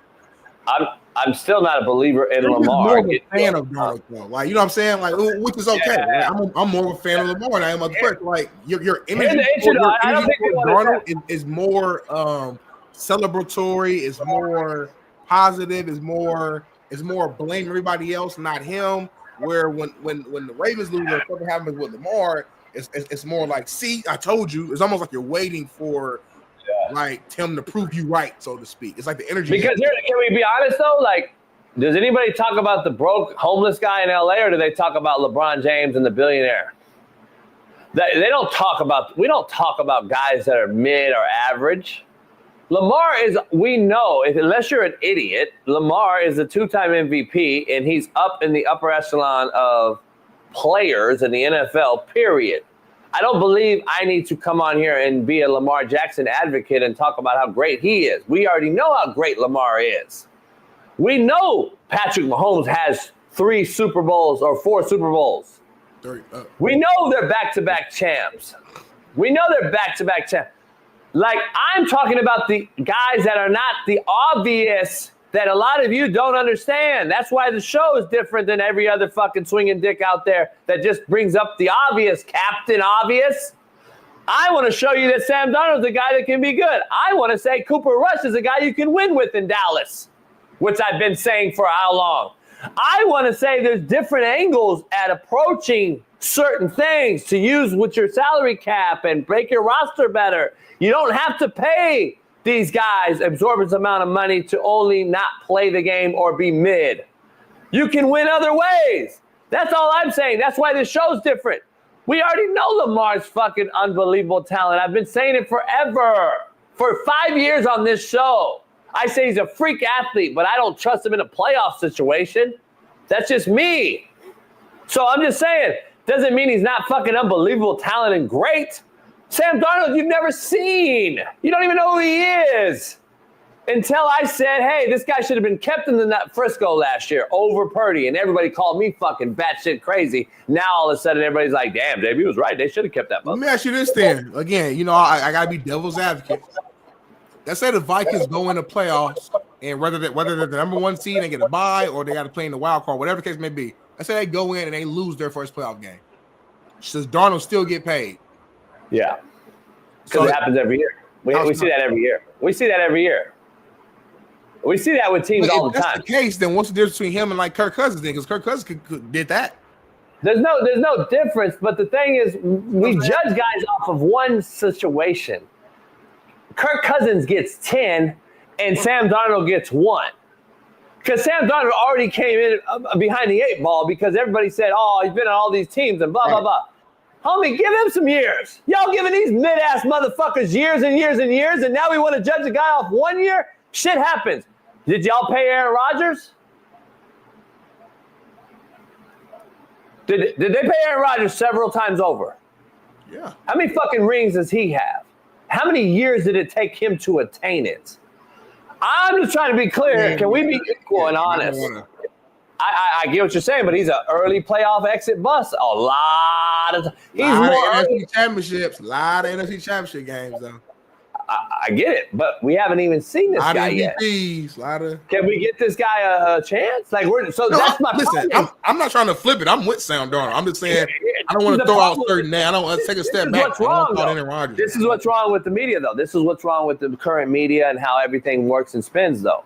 It's all about what have you done for me lately. They're quick to shit on a motherfucker. Yeah. That they have yet to see really do anything, and just do. And put a guy that has a bigger name or face in there and pay him and to be honest, it's the same result. It's the same result. And by the way, there's not too many guys you would have plug and played in Minnesota other than Sam Darnold, who would have won you 14 games. Go name me 5. Yeah, I mean, I'm just saying, if you can't name me 5 guys that could have plugged and played in Minnesota to get 14 wins right now, then you need to stop talking about this debate and pay them. Now, if you can name me 10 guys and say, oh, man, there's 10 guys I can put over there in Minnesota, then, okay, now let's open it up for debate. But for you to say Adam Schefter, you got to get rid of him and play McCarthy. This is why ESPN and these fucking idiots continue to make football look horrific and expect it to be horrific because of statements like that. A guy that's never played, who's coming off an injury, is going to go in and be better long-term than Sam Darnold, who just proved to you he's about to be a 1 seed in 14 victories. Make it make sense, Adam Schefter. Stop. You got to fucking miss me with this shit, man. He is clearly a top echelon guy for this franchise. He needs to be paid for this franchise to stay at this franchise. And let McCarthy learn. McCarthy may be better in the long run by sitting there. But maybe he won't either. Yeah. Like I'm not a McCarthy guy. Shaun is. I'm not. I'm not willing to risk my job on a humbug either. Let's go with the lock.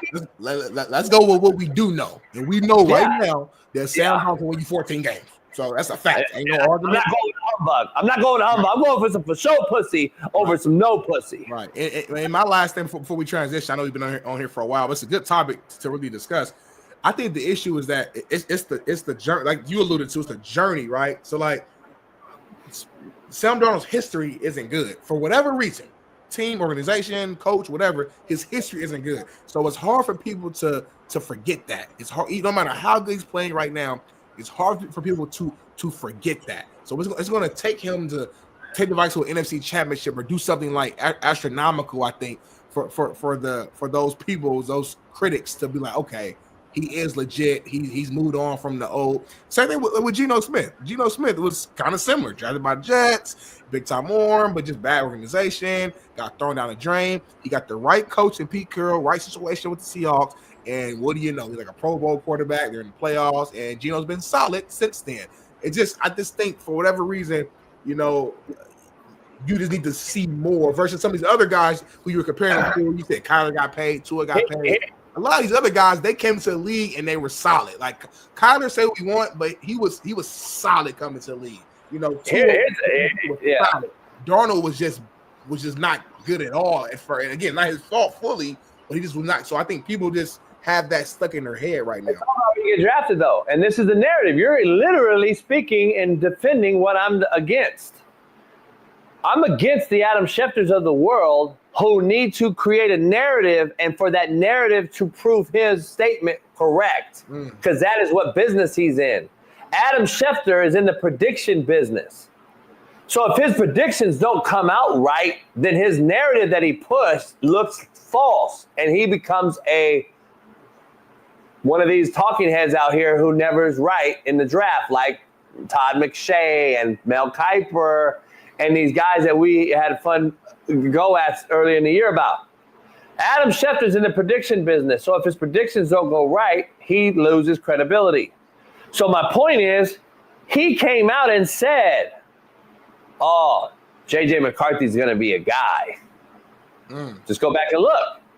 So he needs to push the narrative that J.J. McCarthy needs to be the starter. But he never played it down or coached. So he has no fucking idea what the intangibles entail.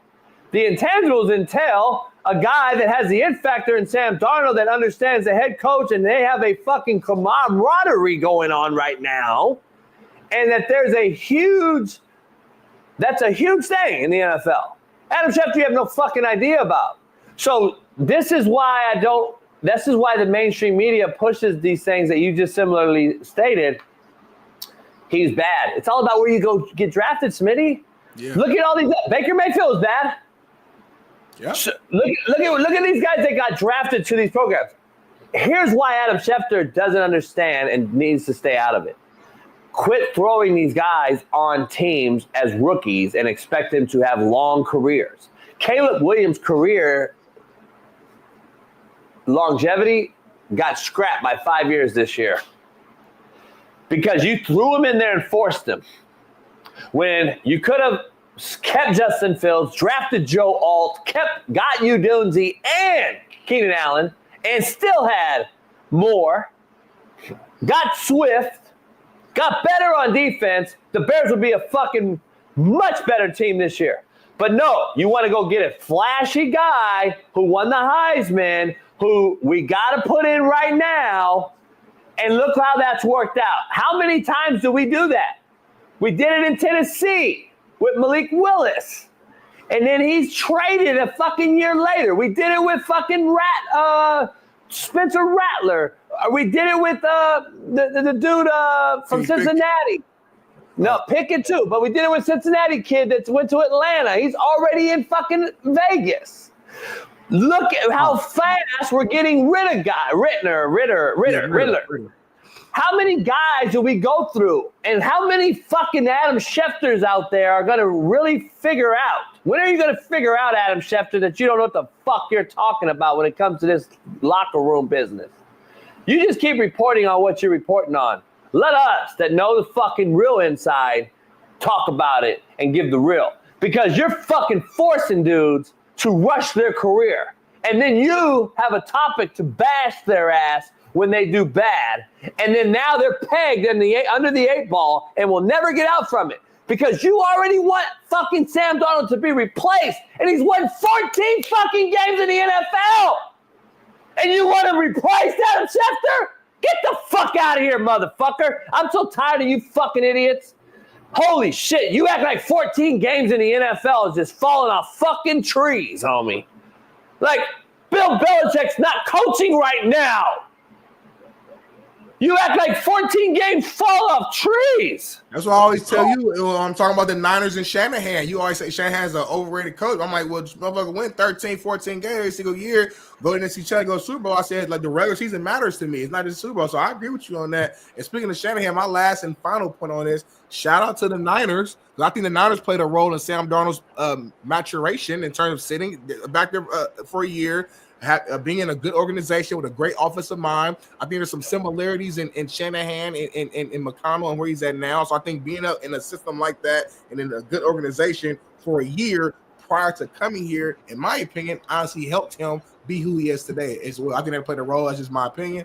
But man, that's a hell of a conversation right there. Yeah, I don't think it has any effect. I played a role for sure. Let's move on, though, Jason, man, to a hot topic of discussion.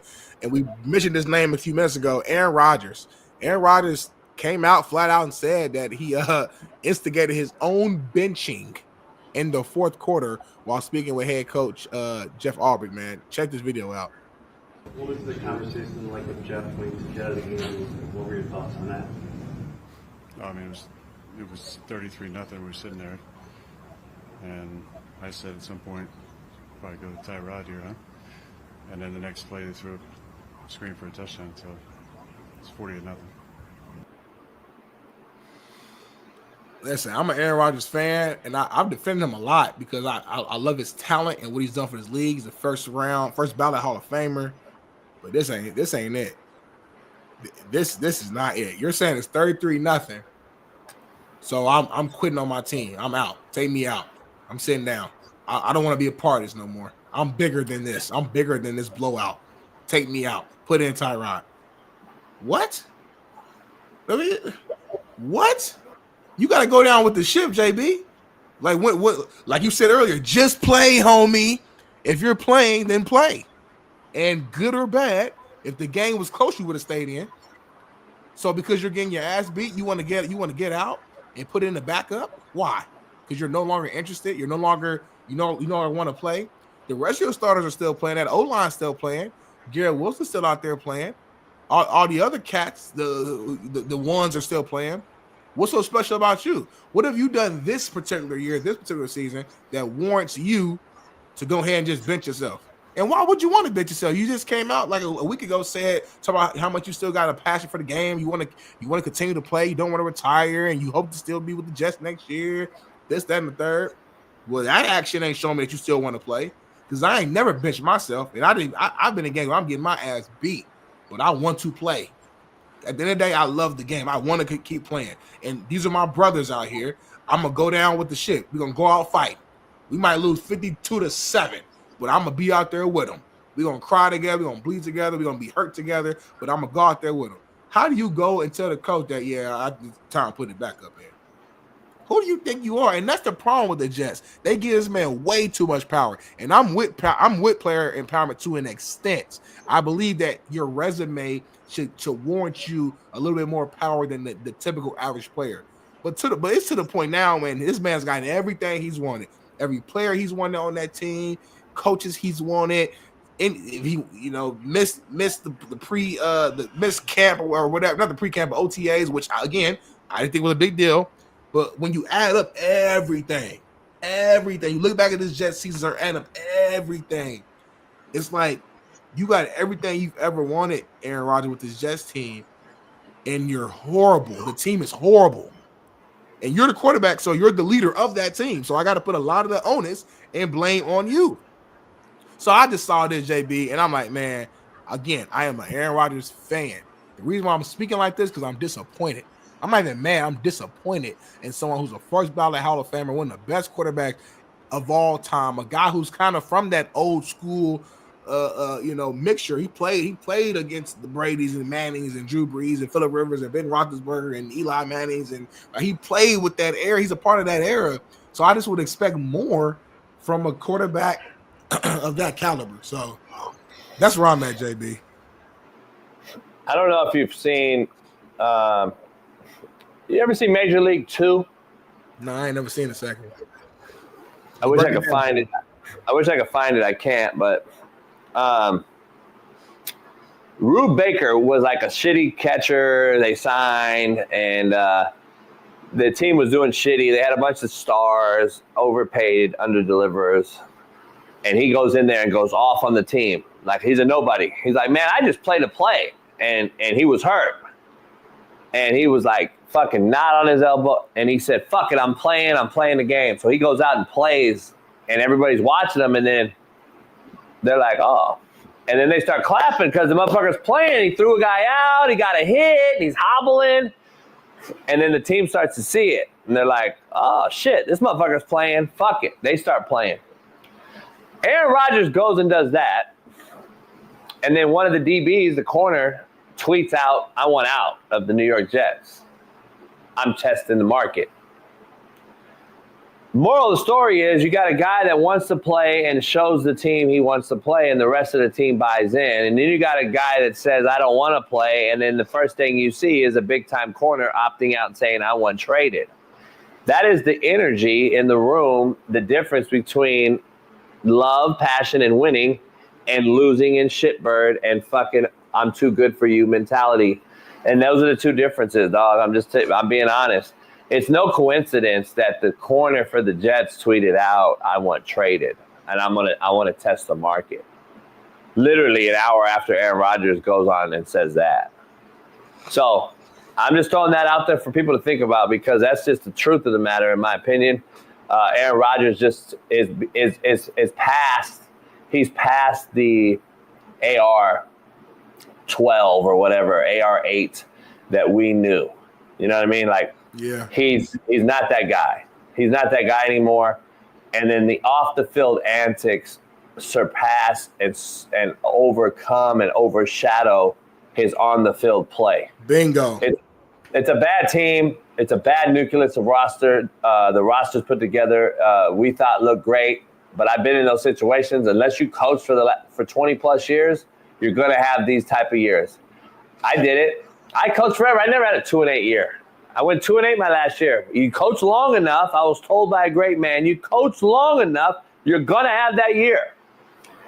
Just it is what it is. You coach long enough. People don't want to talk about the 19 other years I was a winning coach. You got to talk about the one bad coach year. And that's just how it is. You coach long enough. You do anything long enough. You're going to have that bad year. So that's just where I'm at with that. I just think he needs to call it quits. And I think the Jets need to cut ties. I think the Jets owner needs to shoot his motherfucking self. Whoa. I think the Jets are fucking awful. The organization is led by a leader of nobody, because he leads nobody. And he has shitted on this organization for a long, long time. He has ruined the organization in New York. So he needs to look at himself in the mirror first and then figure out, all right, who do we hire as a coach? Who do we get as a quarterback to lead this organization? So that's where I'm at. Yeah, man. That's true. That's true. What? Yes. Can you see me? What? Can you see me? No, nobody can. You can't see me right here? I'm moving. I'm waving my hand right now. Can the chat see me? Is my camera must be messing up? No. I don't know why. I didn't say shit. So, moving on amicably,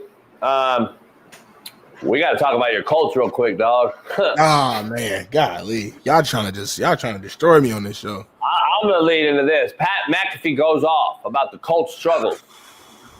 Shane Steichen was asked about players being late in a press conference, and his response was odd to say the least.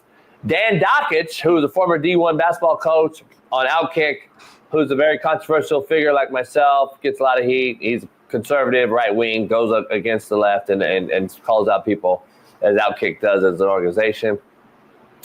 He said, in 16 years with Bob Knight, 10 years as a head coach at Bowling Green, I can't remember one time a player being late to a meeting, practice, etc. Not one. I'd call bullshit. I'd call bullshit on Dan. I like Dan. I know Dan well. Yeah, that's bullshit, 100%. I would call bullshit because I've had people late. Now, did we discipline them and allow it? No, I agree. I can believe Dan on that, but somebody was late. Yeah, come on, come on. But Dan went on to say, yet, Lul, L-I-L, Lul, which means little, Mina Kimes thinks it's wild that folks that actually played and coached weren't impressed with Shane Steichen, referring to Pat McAfee. ESPN, again, has civil war going on between Ryan Clark, Pat McAfee, Mina Kimes, and Aaron Rodgers, and they have a whole thing going on in Kirk Herbstreit now. It's a crazy thing at ESPN right now. Where are you at with this take? Shane Steichen came out. He said some things. And now DeForest Buckner or whatever came out and addressed Pat McAfee in a way that, because he's been on the show, he's like, I don't have no issue. Pat played here. He should be, he's a season ticket holder. He should be upset. Let's show Shane Steichen and what he said, and then you can respond, Smitty. Yeah, Shane, I don't know if you saw Pat McAfee's post-game tweet or if you were made aware of it, but he talked about players showing up late for treatment, for meetings. He wondered about the accountability. Is that true? Buck suggested that it was an issue at times throughout the season. Yeah, I think with any team, right, not everyone's going to be on time every time, but there is accountability, and guys are held to a standard, and that is talked about in-house, and I don't think that. And I think, with anything, I think Pat, he's a former alumni that wants to see the Colts do well, just like all our fans want us to do well. And when the standard isn't, not getting in the playoffs, it's frustrating. So it's frustrating for a lot of people, myself included. And that's why we talk about the standard just being raised so we're not, in these situations. Trump is Yes, so two things. All right, so in response to just that particular video, whatever, he's right in the sense that, like we both just agreed upon, every team at some point will have a player or two late for whatever reasons, but there has to be some discipline involved. My concern with his tone and how he's speaking is that I'm not sure if there is real discipline behind it, or if there is it strong enough to where it's putting the true respect in the players' minds that are like, hey, yeah, I can't be late again because Coach Steichen. Can you be the reporter and ask, and I'm Shane Steichen? Yes. Okay. So Coach Steichen, I don't know if you saw Pat McAfee's tweet or his podcast, his show, where he said that there's players being late to I'm too busy to watch the podcast, but go ahead. Okay, no problem. But basically, he was just alluding to multiple Colts players throughout the season being late to meetings and treatment and things of that nature. I just want to see, like, I guess your take or response to that. Yeah, we have had some people late. McAfee, being an alum, though, should not let that dirty laundry out there because he should be protecting the organization. He's good friends with our owner, Jim Irsay. I don't know why Pat feels the fucking need to go out here and share our dirty laundry. But were people late? Fucking right they were. You know what? They happened. I suspended them for a quarter, and I made them fucking run, and I fined them. Because that's what I do. I put that shit in place. So, yeah, we have a motherfucker late. He's going to pay the fiddler. But that shit stays in-house. I don't air our dirty laundry. So,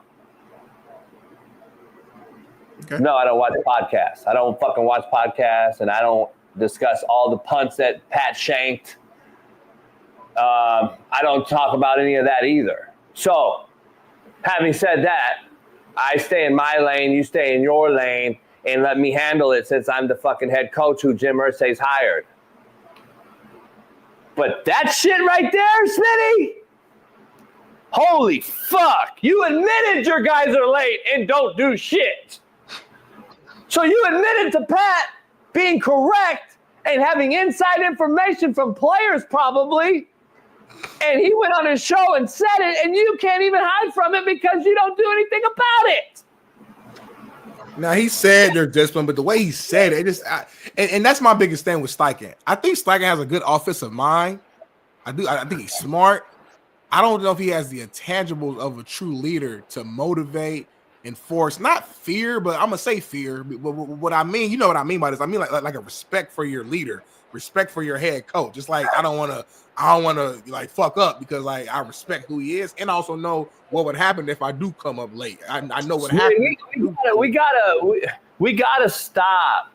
See, that's why the narratives are so fucked up by the Adam Schefters of the world and these guys in the media that don't have a fucking clue what they're talking about. We gotta stop with Caleb Williams needs Ben Johnson right now. He has to have an offensive guy. The NFL don't work that way, homie. Stop thinking it does. Right. It's the people that never played or coached that say this shit year in and year out. Oh, you think this guy would be a great head coach? No, I don't. He's horrible. See, that's the thing. Ben Johnson's not saving the fucking day because Caleb Williams is the quarterback. Head coaches are head coaches, leader of organizations and men before they're play callers and catering to a fucking nail-painting quarterback.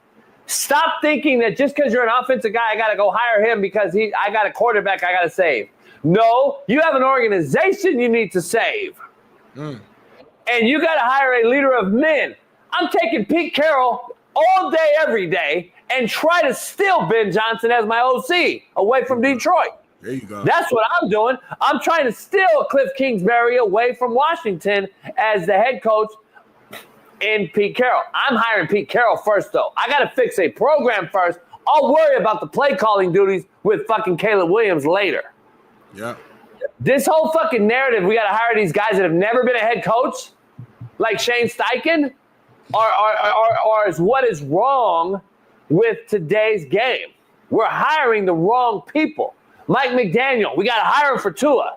He's fucking soft. He's brought a mentality to South Beach that is Miami, South Beach-ish. Soft, cool, I'm kicking it in the sun. This ain't the NFL, homie. You got to go up north in December and beat a team. You want to just be mid and average, or you want to be cool, or you want to win some fucking real meaningful games in the fucking when it counts most. That's the problem we have with hiring these cool guys and these fad guys because of social media. Get the guy that brings the passion and organization and structure to the program, then hire the coordinator. Stop talking about coordinators are great head coaches. They're the worst head coaches, FYI. They're the worst. And number one. Number two, especially first-year head guys. Shane Steichen's figuring it out right now. Great guy, great offensive mind, great play caller, all that shit. One of my former players was his assistant in Philly and now in Indianapolis. So, great guy and all that, but not a head coach. He's not, homie. He really isn't. I'm just telling you, he's a great play caller and offensive guy. Look at Kingsbury. Struggled as a head coach, first year ever. Gets an NFL job, horrific at it. He's back in his comfort zone. Washington looks great under real men leadership. He's the OC. Jaden Daniels is the QB. There's a pecking order of design. It's designed that way. We got a leader of men. We got a good offensive coordinator and a good fucking quarterback. That's how it works. Yeah. Not rookie OC head coach to fucking mend the fence with a fucking rookie big-time paid quarterback. It don't work. Show me a guy that it works with. Ever. But no one wants to talk about it. Show me the head coach in Belichick that delegates to Charlie Weiss, to fucking slapdick McVay or I know. McDaniels. Josh McDaniels. Show me that order. Pete Carroll, he loses coordinators, he replaces coordinators, he went to 2 Super Bowls. I'm just saying, this is how it's supposed to work. Not, let me hire the fucking fab, let me hire the Joe Brady because Buffalo's done good this year. No. I respect, what's his name now? I lost his name. The OC in Detroit right now. I just said his name. Ben Johnson. I respect Ben Johnson more and more for staying in Detroit than jumping and taking a shitty ass job because he knows. See, this is the thing, Smitty. If you're a real head coach and you have head coaching aspirations, as I did, I didn't jump at the first thing smoking. I was offered the Compton College job 3 years prior to me taking it. And I said, nah, I want to be an OC a little longer under this coach and this coach. Because I needed shit to learn. I wasn't so eager to go out there and look stupid because I was told by a great man, you get fired early as a head coach, you'll never get hired late as a head coach. Because get some fine-tuning, go in there and understand. You'll lose and take a beating maybe, but now you know how to fix it and correct it. You go in there as a rookie head coach who's never been a head coach, and we all haven't been a head coach. We got to take that first job. But when do you take it is the key. Ben Johnson staying in Detroit, to me, he's learning how to be a head coach, and he stayed an extra year. I think that's probably it because the money's just too great to turn down. So he'll become a head coach this year. But is it the right job? And there's rumors he may stay another year in Detroit. So I would be all for it because does he really want to fuck with Chicago? And that's a telltale sign. Do I really want to fuck with Caleb Williams? Like, if he don't take that job, which I think he'll probably be the front runner, it'll be very interesting, and it will tell you really more about Caleb Williams than it will about Ben Johnson. I'm just keeping it funky. And Joe Brady. Joe Brady struggled. Come on, dog. He's not a head coach. Don't put a Joe Brady in that spot. He's got Josh Allen. I would coach Josh Allen with the hard dick for fucking 10 years before I want to be a head coach. I would break every possible record ever.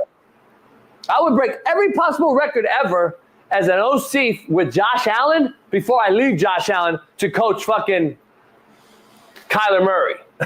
I'm just telling you. I would stay with that motherfucker as long as I could and then get a head job and have a resume saying I coached Josh Allen for 10 fucking years and this is what we did. 2 MVPs, 2 Super Bowl. Like, fuck. These guys just, I get it though. I can't discuss what I don't know.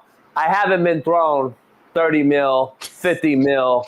So I'm not going to put my foot in my mouth and say it's just easy to turn down. All I'm giving you is the coaching perspective. There was no money involved. Yeah. I'm giving you the way I think it should be done. Obviously, there's money involved that you got to jump on. So it is what it is. Talking outside both sides of my mouth, but at the same time, I mean, you make a hell of a point. I get what you're saying for sure, man. And to bring it all full circle, man, my coach. Listen. I thought we looked decent on paper, but it's obviously it's bigger than just on paper. It's bigger than the talent. It needs to be better leadership in the room. It needs to be a different accountability. It needs to be like serious change in order for the coach to get back being a respected team. I made a video the other day. I grew up with Peyton Manning. I grew up, with Andrew Luck leading the team. I grew up with Dwight Freeney, Bob Sanders, Robert Mathis, Reggie Wayne, Marvin Harrison, Dallas Clark, like just Gary Brackett, like true like legends, guys who cared and put it all on the field, win or lose every single game. And I just want that same energy back. We have enough talent to compete in the AFC South. It's not that hard of a division. We could have won the division. It's just that I feel like every week is something different. One week, we want to blame AR5. The next week, the defense can't show up. The next week is the O-line. The next week is the receivers dropping everything. And that to me shows you a bad football team. And poorly coached football team too, when every single week is something different. I can understand not having all the talent in the world. The Pittsburgh Steelers for years didn't have all the talent in the world, but Mike Tomlin, as the leader that he is, made sure that team played hard every single snap, and they would have a winning season, and they would make the playoffs, make the wild card. They would lose, but you seen the foundation of that team. I don't know what the Indianapolis Colts foundation is any longer. I don't know what we live on. What's our thing that we do? Are we a defensive team? Are we an offensive team? Do we run the ball well? Do we throw? Are we an air raid? I don't know who we are. And that's the problem right now. They don't know who they are. And everyone's trying to look and find answers. And I think the flaw that Shane Steichen had, because I actually like Shane Steichen for a lot of different reasons. But from a true and tangible leadership standpoint, just from what I see outside looking in, he doesn't seem to be the guy who's firm enough, who's going to really enforce that discipline, make guys look at him with a certain fear, meaning respect. And I think he's too friendly. I think he's too much of a friend to the guy, and that's the problem I had as a leader, as a captain on my football team, being having to find that balance of like, yeah, I can be friends with them off the field and stuff. We can be boys, but when it's time to go, it's time to go. And I had to find that balance myself. So I understand that. I'm not saying it's easy, but as a head coach getting paid millions of dollars for $1 billion organization, you got to figure it out. But that's what you're literally saying, what I just said, in a more eloquent manner. He's not ready to be a head coach. Yeah. He shouldn't be a head coach. You can't be nice and liked as a head coach. You have to be hated yet respected. And I just firmly believe it. The hatred in the beginning turns to respect at the end. Hate me now, love me later.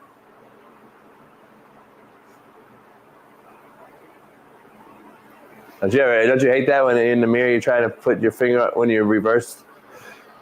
Hate me now, love me later, dog. Hate me at the end, homie. Love me at the end when I get you out, when I get you the Super Bowl ring, when I get you the success you aspire to have. These guys aren't ready, man. They just aren't. But the money that they're being thrown, it's hard to turn down. I can't blame them. I mean, if you offered me multi-million dollars and it's like my dream quarterback. It's my dream job, man. I gotta try it, I haven't heard McAfee's take, and I'm fucking with Pat, obviously, on my take, but I haven't heard his take. I haven't seen it. I just heard about it. I saw it. People talking about it. I think Chris Ballard needs to have much more, take a lot more heat than everybody else. Because AR5 is not the guy. He should have never been a quarterback starting in this league. He never should be. You had to figure that out by now. And now the roster you've built around him has I think the Colts have a really good, they have really good interior pieces. Yeah, they do. Great backer core, good D line. Back row needs to get a little better, but they got Kenny Moore. They have 3 serviceable number 2 wideouts. Now you go get a big time one, and you got 3 serviceable guys. You go get a Nico Collins. Not that they're going to get Nico, but I'm just saying they have a similar. But the thing is, Adonai Mitchell might be a number 1. We don't know. We can't give him the fucking ball. I don't know. That's the problem. Flacco should have been just left in, because at least Flacco can get the guys the ball, and then you go get a quarterback. Because right now Flacco's so up and down too. But when you play musical chairs with quarterbacks, Smitty, you have to understand there's a mental part of this that's like, Big Jim Slade, can you shut the fuck up? Do you understand what hypotheticals are, you fucking moron? God damn! Some of you are just stops in the middle of his take. Some of these guys are just fucking so retarded, homie, that they cannot think anything other than what you literally say. No shit. You act like I don't know Nico Collins is locked in fucking Houston. I said if you go get a Nico Collins type, then the other 3 guys like Pierce, Dobbs, Pittman are good. No, you relax, Big Jim Slade, you fucking idiot. I seen you little fucking comments, you pussy bitch. Shut the fuck up. So that's my point. So that is just where I'm at. And it is what it is. Cam Edwards, how's that ass chewing you took yesterday? Are you recovered yet? Because I didn't see you the rest of the show. Hey, Cam Edwards, are you back? Okay, good job. You get knocked down, you get back up. because you got knocked down yesterday. We haven't let members call in a while. At some point, you got to let them call in. And even if they want to talk shit, they're a member. Is what it is. Let's do our power rankings real quick because we got a special guest going to hop in here real quick with some breaking news for his organization and alum and his team that he covers. He's going to jump in here and talk about it real quick. Let's do it then. Power rankings in. Brought to you by BetUS. Use promo code Coach JB and get 150% bonus up to $2,000 and you get insurance. Let's do it. Here's my power rankings. Vikings have been number 1 for 2 weeks in a row. They deserve to stay number 1. The Lions covered my point spread on BetUS last night. I said +5. Shaun King thought or +3.5. Shaun King thought they would lose to the Niners and not cover the 3.5. I said it's a lock, clearly a lock. The Lions are number 2. Chiefs playing and still winning, man. They got one loss. You can't say nothing about it. We can talk about it all we want. They're still in the top 5, of course. And maybe favorites still. I don't know. Because of now their offense starting to look a little sexier with Hollywood Brown recovering, Xavier Worthy getting involved, Kelsey getting more balls and targets. And then you got Kareem Hunt, which looks better to me than Pacheco. Pacheco looks like he has not recovered from the injury. So that's where I'm at with the Chiefs. The defense, though, still carries that team and like they have forever. It's Andy Reid defense. That's how it works there. Patrick Mahomes is like 3rd or 4th down the pecking order. The Eagles, they're still a team. They still got a great defense. They still got weapons all over the place. They're in the top 5. And the Ravens are in the top 5. The last few weeks, I thought they've looked better after a few struggle games. They still have 5 losses. You know, it is what it is. But they're in the top 5, in my opinion. The defense is playing better. They moved your boy back to his natural position at safety. He's their best defender, along with Roquan Smith, obviously.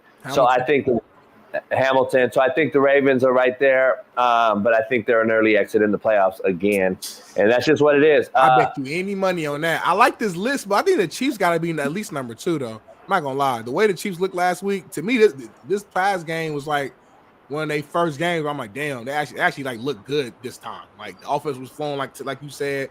Defense been balling all year, so that's nothing. But Mahomes looked good, Kelsey looked good. Like this was a game where they actually looked good and they won. My team that the Bills were in my top 5 last week. I took them out for the Ravens because the Ravens beat them head to head, and that's the only reason that the Bills aren't in there right now. Even though the Bills did beat the Chiefs, but they're also the Ravens. So. You can move these around, Smitty. The Bills are in there. I also have the Rams climbing the charts. They'd probably be at like 8 right now. Yeah. So, but we got a special guest real quick that wants to pop in here because some breaking news has happened that everyone probably knows by now. But I don't. University of Miami has made a decision and fired the defensive coordinator, and this man literally has it on his Twitter. What? And been advocating it for 2 days since they lost their bowl game and where Cam Ward took himself out of the second half. So let's bring our main man in, the Korean co-cell himself, Steve Kim joins us real quick on a special Tuesday. Steve. What's going on, Steve? Good morning. I got the news while I'm working out. And by the way, my Twitter handle, I don't think really had any influence on the decision. I think it's the main reason why. I will say this. There's an old phrase. What needs to be done eventually should be done immediately. And look, I know this is now Mario Cristobal's. It's going to be his 3rd coordinator in 4 years. I applaud him for understanding what was lost, what had happened. And look, I wish Lance Guidry well. He did a pretty good job in year 1. But the drop-off in play, I was not asking for the 85 Bears or the 2000 Ravens, but I have never seen a more uncoordinated unit in my life. They did not understand alignment. They were discombobulated by motion. They didn't understand setting the edge and the run game. They let too many plays bounce. They never covered the flat consistently.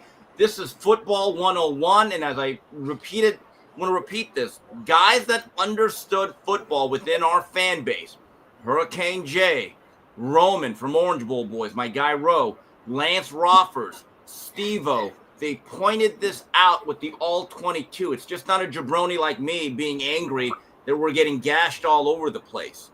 So all we needed at Miami was a slightly below average defense. We're in the playoffs. And what I saw was coaching malpractice this season.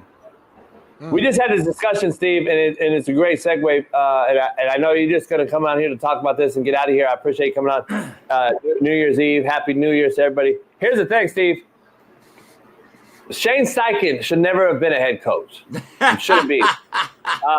Mike McDaniel shouldn't be a head coach. We're so stuck on social media and offenses that are real good in 1 year for a team, but they forget the structure. There's a Bill Belichick, there's a Charlie Weiss, or a Josh McDaniels, and there's a Tom Brady.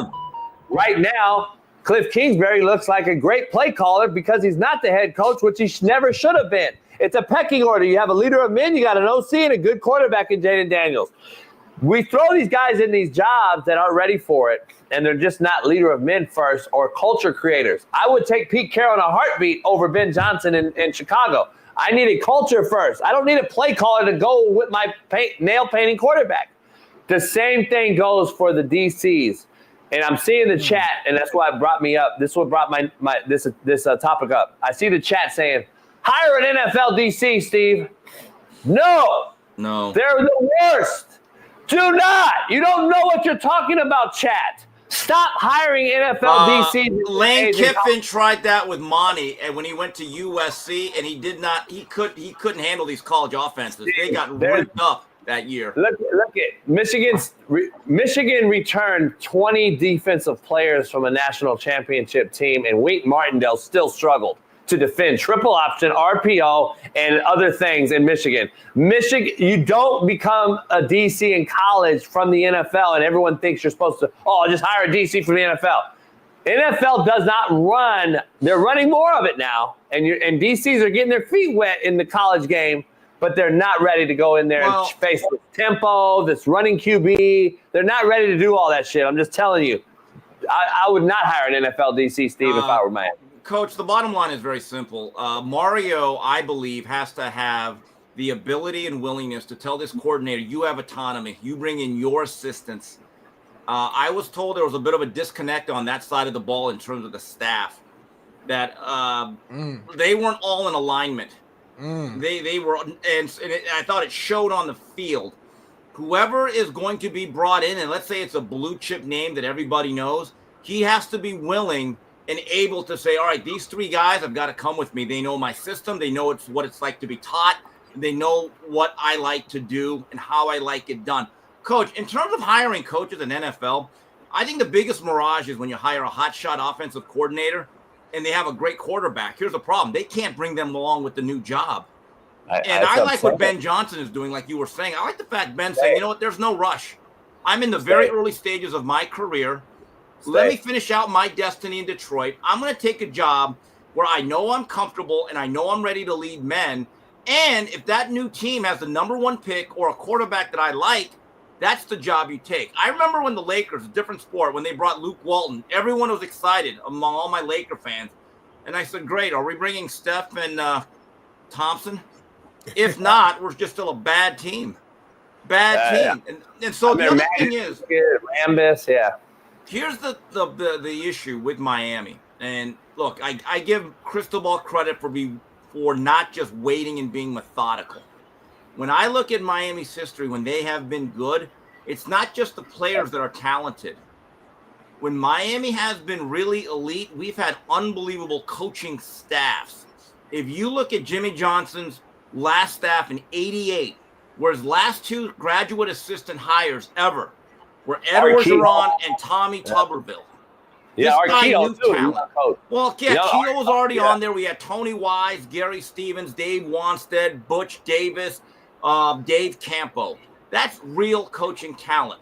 When Butch Davis, his last years, we had guys like Chuck Pagano. We had future NFL head coaches.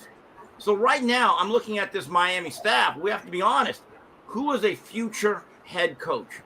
Because if you look at Nick Saban's 2014 or 15 staff, there's like 9 future college head coaches, like good ones too. Look at Pete Carroll. Look at Pete Carroll's SC. I mean, here's the thing. That I don't know if you could do anymore though. The money is so the bags of money is so large that back in the day, Noel Mazzoni will be on tomorrow to talk about. He talks about this all the time. When he was at Ole Miss, he made $55,000 as the OC in the SEC, and you would weigh that out. Do I leave for the Miami job to make $100,000 more, or do I stay here for another couple years? Now it's I have to leave because they're throwing $30 million at me. So like the development has been lost in developing coaches and assistant coaches. See, I think that Lincoln Riley should have coached for Nick Saban for 2 years like Sark did and learned and become a head coach. And I think he'd be much better off. Well, the problem is with Lincoln, he was born on third base, but he didn't hit a triple. I mean, Bob Stoops left in elite. So, I mean, he's not going to go backwards. But, you know, I've heard several names that Miami might be considering. I'm not really sure exactly how much smoke or heat is on every one of them. There's some interesting names, but Miami has to get back to playing at least fundamentally sound football. And this reminds me a lot. In 1998, Miami had a really good bounce-back year. They ended it by beating UCLA, knocking them out of the national title race. But in the last 3 games of the year, they gave up 66 to Syracuse. They gave up 45 to UCLA and gave up a bunch of yards to NC State with Torrey Holt on it. And even at 9-3, Butch Davis understood, I got to make a change. And he let go of a guy that was very close to him, Bill Miller, who ended up going, I think, to Michigan State. And he plucked out a guy that nobody knew, but he was this bright young assistant. His name was Greg Schiano. And he updated the whole – he ran more bear fronts, more zone fire blitzes, more man-to-man coverage. He was ultra aggressive. And I thought he elevated our program. So the question is, can Mario Cristobal find his Greg Schiano? I would lean on it. If you're a serious place, and I'll let you leave, say if you're a serious organization and you want to make an impact, there'd be one guy on my list. I know him personally, obviously, and obviously I know what he's about. But Taj Lupoy at Oregon right now would be my number one guy. Yeah, but here's the issue. Right now. Just telling you. Isn't that a backward step? Oregon's an elite program. Miami is just mid. We have to be honest about it. That is not Miami. You're Miami. Yeah, see, that's the thing. In today's world, Oregon is popping, bro. Right now, we are a logo. I'm still in Taj Lupoy if I'm Mario Cristobal from Oregon. But here's the issue. I'm not. My sense is Lanning, along with everyone else, is very well paid there at Phil Knight U.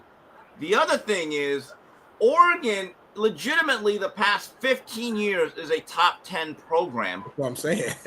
Miami is a program that has a great past. That's what it is. I don't know if that's elevating if you're Tosh Lupoy. I really don't.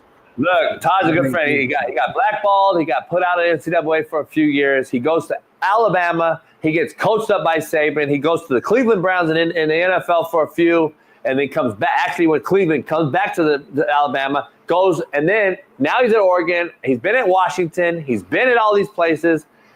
Miami's the time to go be the next guy, and then he'll get a head job. See that right now? Well, I just think that's the stepping order.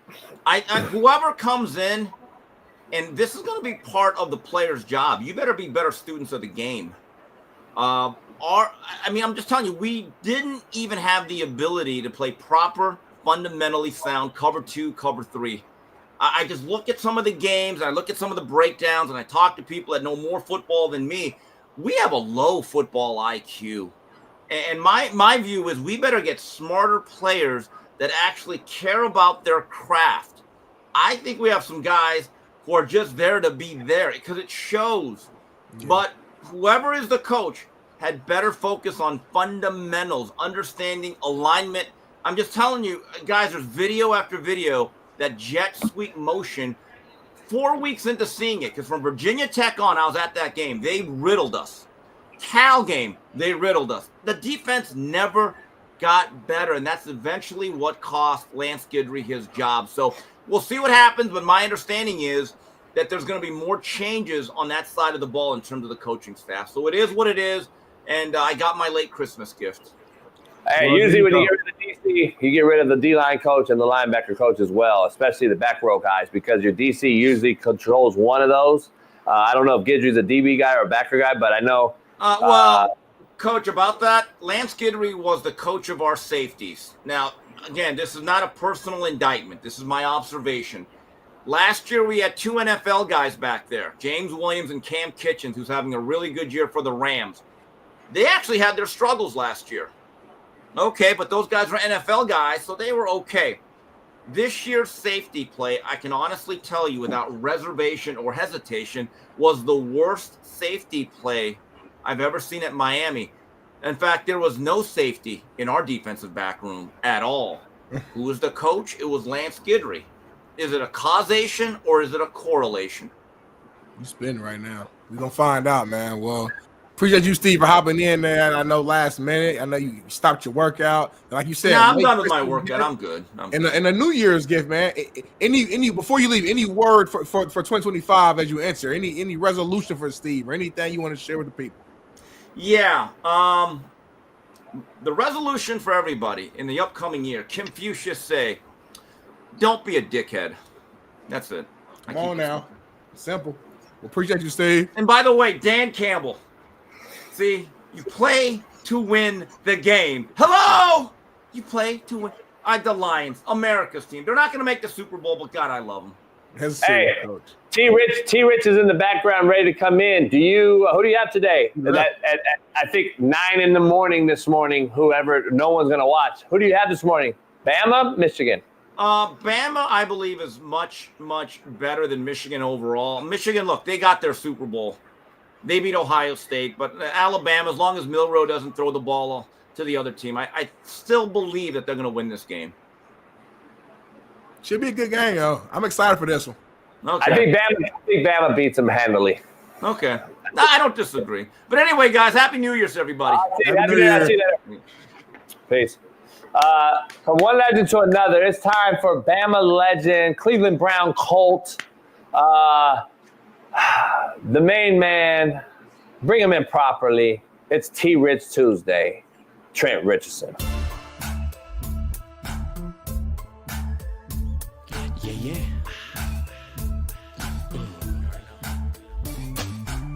I'm in my mode, ready to transform you into I hate a storm, Hail Marys, I make it pour. Good, I ain't lying, you little giants, we been defiant. West course, through the balls, breaking down the walls. We all in once the clone guitars. Got the kind of action, never acting. We ain't scramble to get traction, we make it happen. When you go to book, we get it cracking. When it's that, no, it's the rain. Keep him up, Richardson, into the end zone. Yeah, okay. What's going on, T-Red? He bammed out. Is that him? Is he service bad? Man, had to wear. He might have to remove again. Do you see him, Smitty? I don't. You can hear me? Smitty, you see him? Yeah, it's froze. It's all froze. Dang, T-Rich, he excited. He got his Bama gear on. He got to connect to the Wi-Fi or something. Somebody help him out, man. Here, he back. Yeah, but yeah. Whoa. Huh? Make sure T-Rich connect to the Wi-Fi. Can you hear us? I hear you now. Where you at? Nah, I don't see JB. Oh, okay. I see JB now. What's up? Where you at? I'm at the crib, man. I don't know what's going on with the internet out here. I don't know. Smitty, you see him? I can see him. It's just a little delay. Like when we talk, he hears us like 3 seconds after what we said. So I think as we interview him, say something and just wait for a minute. I think we'll be okay. Can y'all hear me now? Yeah, and you clearing up a little bit more too. Oh. You just did something. I'm trying out these new headphones with these kids. Hey, T-Rich, we won't hold you. It's New Year's Eve, T-Rich. You got any New Year's resolution besides Alabama winning the Natty?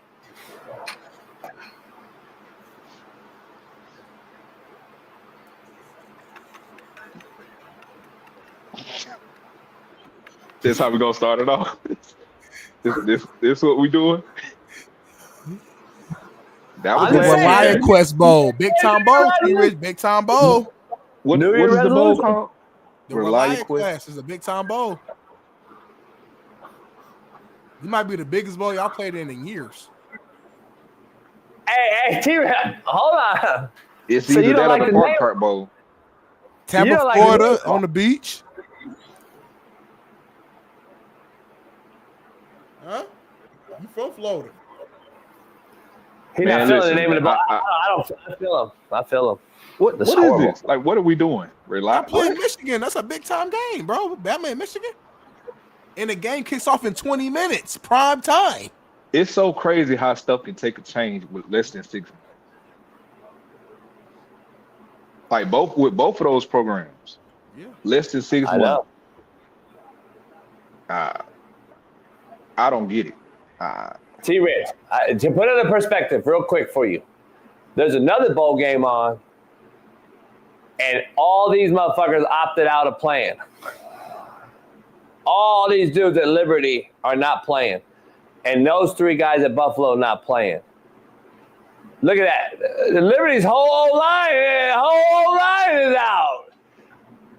How many guys at I'm saying, Bama, like, for what though? Like, those are also portal guys as well. It's like, not what are just they opting out for? 4, nothing. One guy's at Colorado already, quarterback. He's at Colorado already. He practiced during the bowl preparation. It's just crazy, bro. This shit is crazy. I don't get it. My head coach is at Buffalo, so it should be an easy bowl game win for him. So shout to Pete Lembo. Like these teams are quitting. Marshall didn't have enough players. They couldn't even play. And then you had a blowout in the bowl game because Louisiana Tech had to get in, or whoever the fuck it was. Is anybody opting out of Bama today? Do you know? Not that I know of, but it won't surprise me how stuff going. And I say that because, like I said, man, like, we're losing the discipline and the fight. Like, nobody had a want no more. Like, nobody have the grit to sit there and say that, and I'm for to finish this thing on out. I don't get it. No matter what goes on, you got a team that's winning. You guys related the rest of the time. So it's crazy, man. See, Rich, we apologize, brother. We can't hear a word you saying, brother.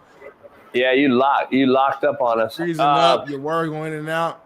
Your swag look crazy though. I like the Bama jacket, the hat. I like the energy, even though he's upset about the bowl game. I like the swag he got though. You know what I'm saying? He coming in with the right swagger for sure. But the Wi-Fi thing, you ain't connected. You don't think you connect to your Wi-Fi. You got to disconnect from the Wi-Fi, reconnect. Type in the password. I think it's T-Rich Bama 412. T-Rich Bama 412 is the password for the Wi-Fi. What if it really is? He just gave his motherfucking password out. Well, you can't use it if you're not at his house, homie. You gotta be in range. So you don't know how it works, homie. You can drive up in the driveway and connect to his. Yeah, but you gotta know where the driveway is at. No, so if they know where he live at, that's the bigger problem. Like, if you get your Wi-Fi password right, JB, what's your Wi-Fi right now? What? What's your Wi-Fi password?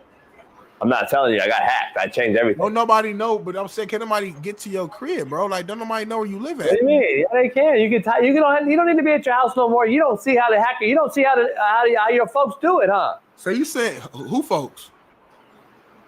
Huh?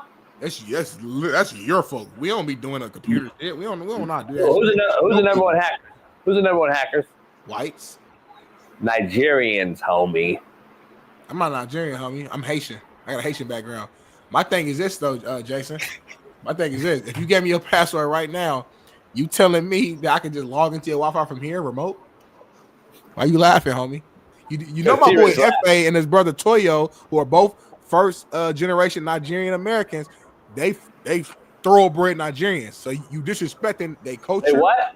Thoroughbred. I've been to their house. Like, shout out to their mom, their pops. I didn't know that word you said. I had real jollof rice. I had real. What's the word though you use? I've been in Nigerian weddings where you throw money, all that stuff. Yeah, what's the word though? I'm trying to figure out. They're what? Nigerian? Thoroughbred. What? Thoroughbred. What? Thoroughbred. I still don't know what word that is. How you say it? I don't know what word you're saying. Thoroughbred. What? Thoroughbred. Have you seen Dave Chappelle and Lil Jon? Yeah. What? Okay. I was hoping you was gonna keep saying it. I was hoping he was on the. Are you trying to say thoroughbred? I'm so glad you a white boy who understands a little bit of black culture. Are you trying to say thoroughbred, homie? Thoroughbred. So you're saying throw a bread? Thoroughbred. Throw a piece of bread? I'm not saying throw a bread. I'm saying thoroughbred. Thoroughbred. That's how you say it. Say it. Break it up. Thorough. Bread. Bread. There you go. Now say Thoroughbred. it fast. Huh? Thoroughbred. Thorough. Say it. Thorough. What? Thorough. Thorough. Thorough. Not thorough. No. Thorough. Thorough. Put a U in there. Thorough. Third, like THUR, like if I from a pronunciation. Yeah. Thorough. Bread. Say it now fast. Thoroughbred. Fucking just taught him something. God damn it. I can still coach, homie. I can still teach. Motherfucker said throw a bread. I'm like, what? You remember that segment we used to do, like with the black people words or whatever? Yeah, all that Mexican people words, shit, all that. I got. That's when we was real racist, though. That's when we was super racist. We take a step back a little bit. Yeah, I mean it. Can members call in for 5 minutes? It's 15 minutes left. It's New Year's Eve. It's the last day of the year. Members have been supporting us. They've been hopping onto our new channel. Got some subscribers going up, man. Appreciate y'all. The Alex and Mitchells of the world, the big Rubes of the world from Naptown, the Johns, the Nates, the Sergios, the Jareds, the Rons. They deserve the opportunity, in my opinion, as the co-host, Coach JB Show with Big Smitty. To me, they deserve a little bit of, honor and rewards for being a member, JB, no? Before that, though, I just want to throw out one New Year's resolution. One New Year's resolution. What? Can every man in here and every man listening, 5,045 people in here right now across all platforms, can all 5,045 men or 5,040 men, the 6 women? Ain't no women in here. Lucy and them are here. They left. Why? They had to work. So there's 5,040 men in here. Yes. That's crazy, ratio. Yeah, that's your fault. Can we all stop? I'm glad. I hope it's all men right now. Lucy right here. I think it's 5,039. Apologies. 40 men. Can we stop and all right now get out your phone, log into your OnlyFans accounts, and delete the app. Delete your account. Stop subscribing to these bitches. Can you all do that as a New Year's resolution? Make America great again by stop funding. Use a buddy phrase. Make your own. Use your own. You're not a follower. Use your own phrase, homie. Stop making these broads great. Stop making these broads great. And get off OnlyFans, men. Men, you support the women that are out here, the daughters of men who don't know their daughters are on OnlyFans popping that pussy. Stop letting the daughters of our great American men go to waste. Unsubscribe to OnlyFans now. And let's make these broads go back to work. At least hit the streets or the titty bar. Don't let them get away with killing you and getting divorced. You men are getting divorced, Smitty, because the wife came home and looked at the credit card bill and said, what is OF $6,900 charge this month. And he said, I don't know. It means outfield.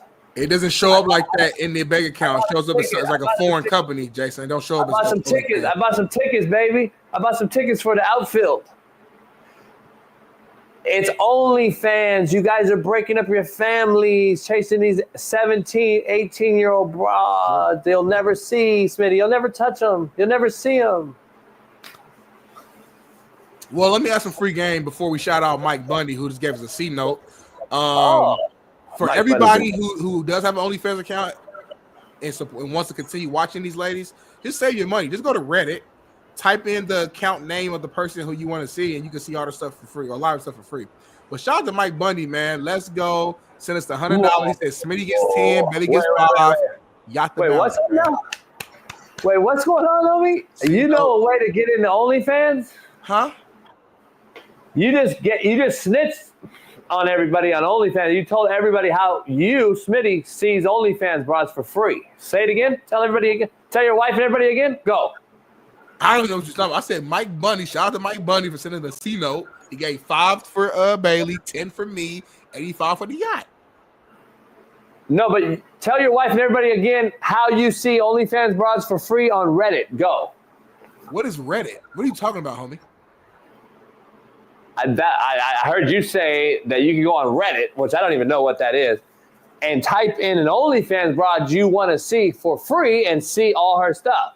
I think you just told your wife and everybody that. Can you say it again? You're going to have to, it's factor cap. You're going to have to rewind that or something. I don't recall saying We probably that. have to. I said Factor cap, baby. Bailey, where you at? I'll be factor cap. I don't remember saying that. Smitty, what did you say? Bailey. I'm not Smitty, you know together that. and everything we do. And I don't remember saying that, right, Bailey? See the predicament that we're in now? Unbelievable. I mean, show's live on YouTube. You can rewind it all y'all want. Exactly. There you go. So I think everybody we know the rewind truth. it. Look at Bailey's skin tone and mine. No, Bailey way darker than you, homie. This is literally Bailey's skin. Bailey in person, but I can tell. I got cousins the same thing, just like Bailey. Bailey darker, way darker than you. Bailey's hand, mine. Homie, if you and Bailey was neck and neck, my hand, Bailey's. Homie, you're a fresh white tee, and fucking Bailey is that hoodie, motherfucking sand. He's saying you're a fresh white tee, totally different colors, homie. Bailey's like some fresh khakis with a crease in them. You are the all white 40 party, the all white party the Clippers used to have. Y'all not the same. Don't come at Bailey like that, homie. You pale as hell. Cancel your OnlyFans account, y'all. White girl on ESPN thick, but she just fucking woke. What's her name? Well, what's her name? I don't know. No, man, don't say her name. I actually don't want to know her name. I don't know. Would you smack? Yeah, her name. Would you smack? She got a wedding ring on. Would you smack, homie? I ain't never stopped you before. Let me find her on Reddit. Is she on Reddit? Anyway. Spell that for me. Spell Reddit for me. I have no idea. I don't even know what that is. That's what I'm saying. I'm like, you keep saying like you know it so well. I don't know what it even is. Well, you said it. Like you came right out and one of the members call in and explain what Reddit is so I can just understand, so I can maybe learn how to use it. Can we drop the link real quick and like maybe Lucy or Max can call in real quick and explain like what is Reddit exactly? Because we do a sports show. We haven't even talked about the college football playoff at all. Oh, I don't really care about it at all. It's watered down. It's watered down. Everybody's sitting out. College football's a joke now. The 12 teams is fucking horrible. You got Alabama's ranked number 11 in the country, but they're not one of the 12 teams in the playoffs. Make it make sense, homie. You got these guys. Boise State is 17-point underdog. They're about to get destroyed. We're going to see another shitty product tonight. And it's going to show us that at the end of the day, we should have kept it at 4 teams. It's going to show that we should have kept the SEC is still king. The Georgias, the Bamas, the Texas, these are still the best teams in college football. Fuck your feelings. Fuck all these small teams. And that's what we're going to see at the end of the day. So I'm not going to watch the game. I'm going to probably be on my fucking yacht or going out to eat with some friends or partying for the New Year's. I'm not watching this game. It's a joke. NCAA doesn't give a fuck about it. It's the non-caring assholes of America. They just want to get money. They don't care about the product, the fans, nothing. So that's why I don't want to talk about it, because of that, all those reasons.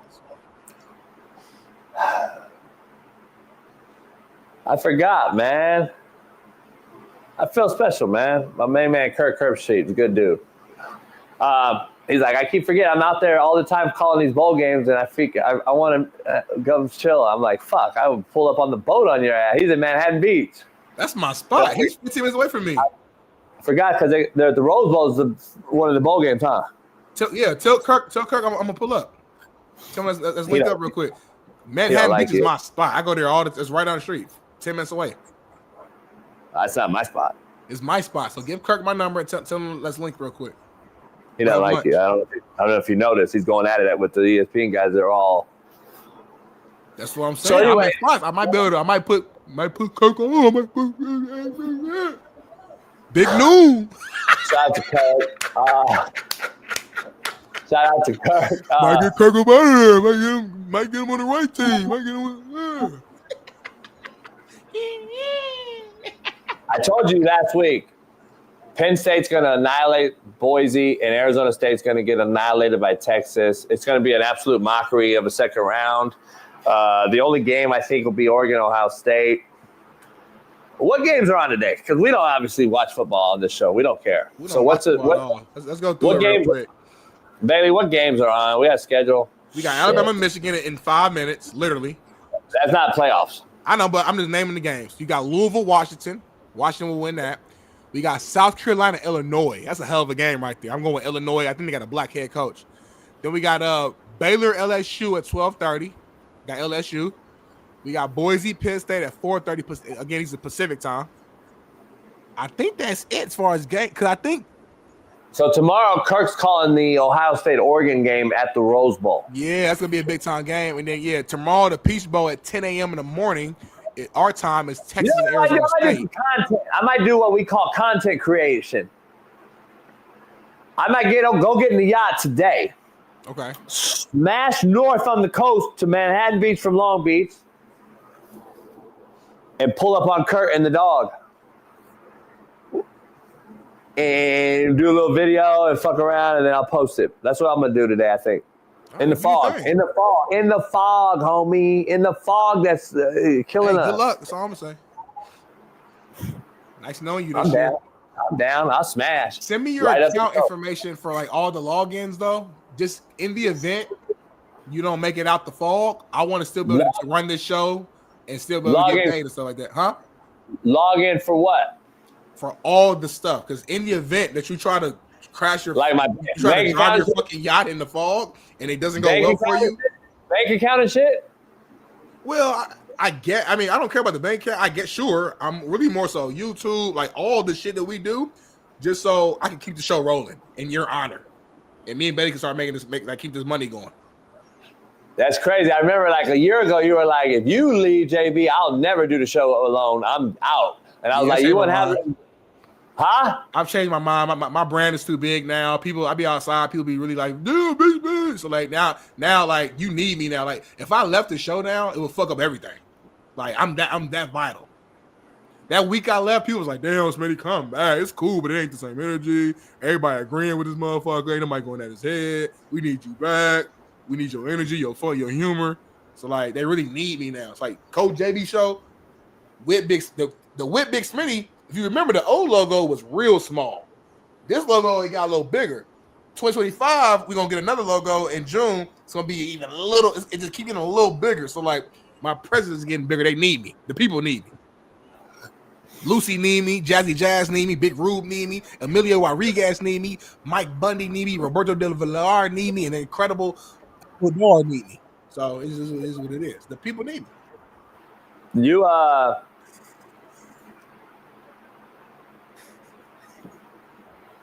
It's crazy how you change your mindset. You're welcome, though, that you're recognized now in the street. I've been recognized in the street, homie. I used to go to Rams game, and people be like, it's Darnell, because that was my theme song for Speak For Yourself back in the day. It's like, nobody knows that. Question of the day.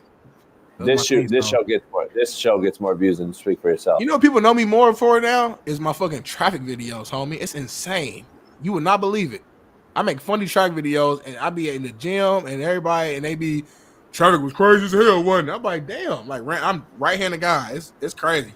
The internet's a crazy place. I need security when I go outside, homie.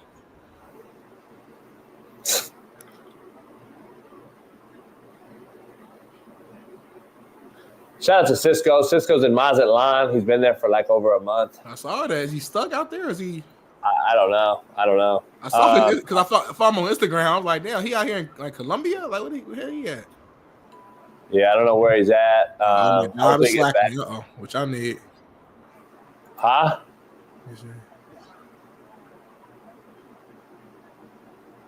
Can we talk about? We got 2 minutes. Can we talk about Xavier Worthy and the strapping up?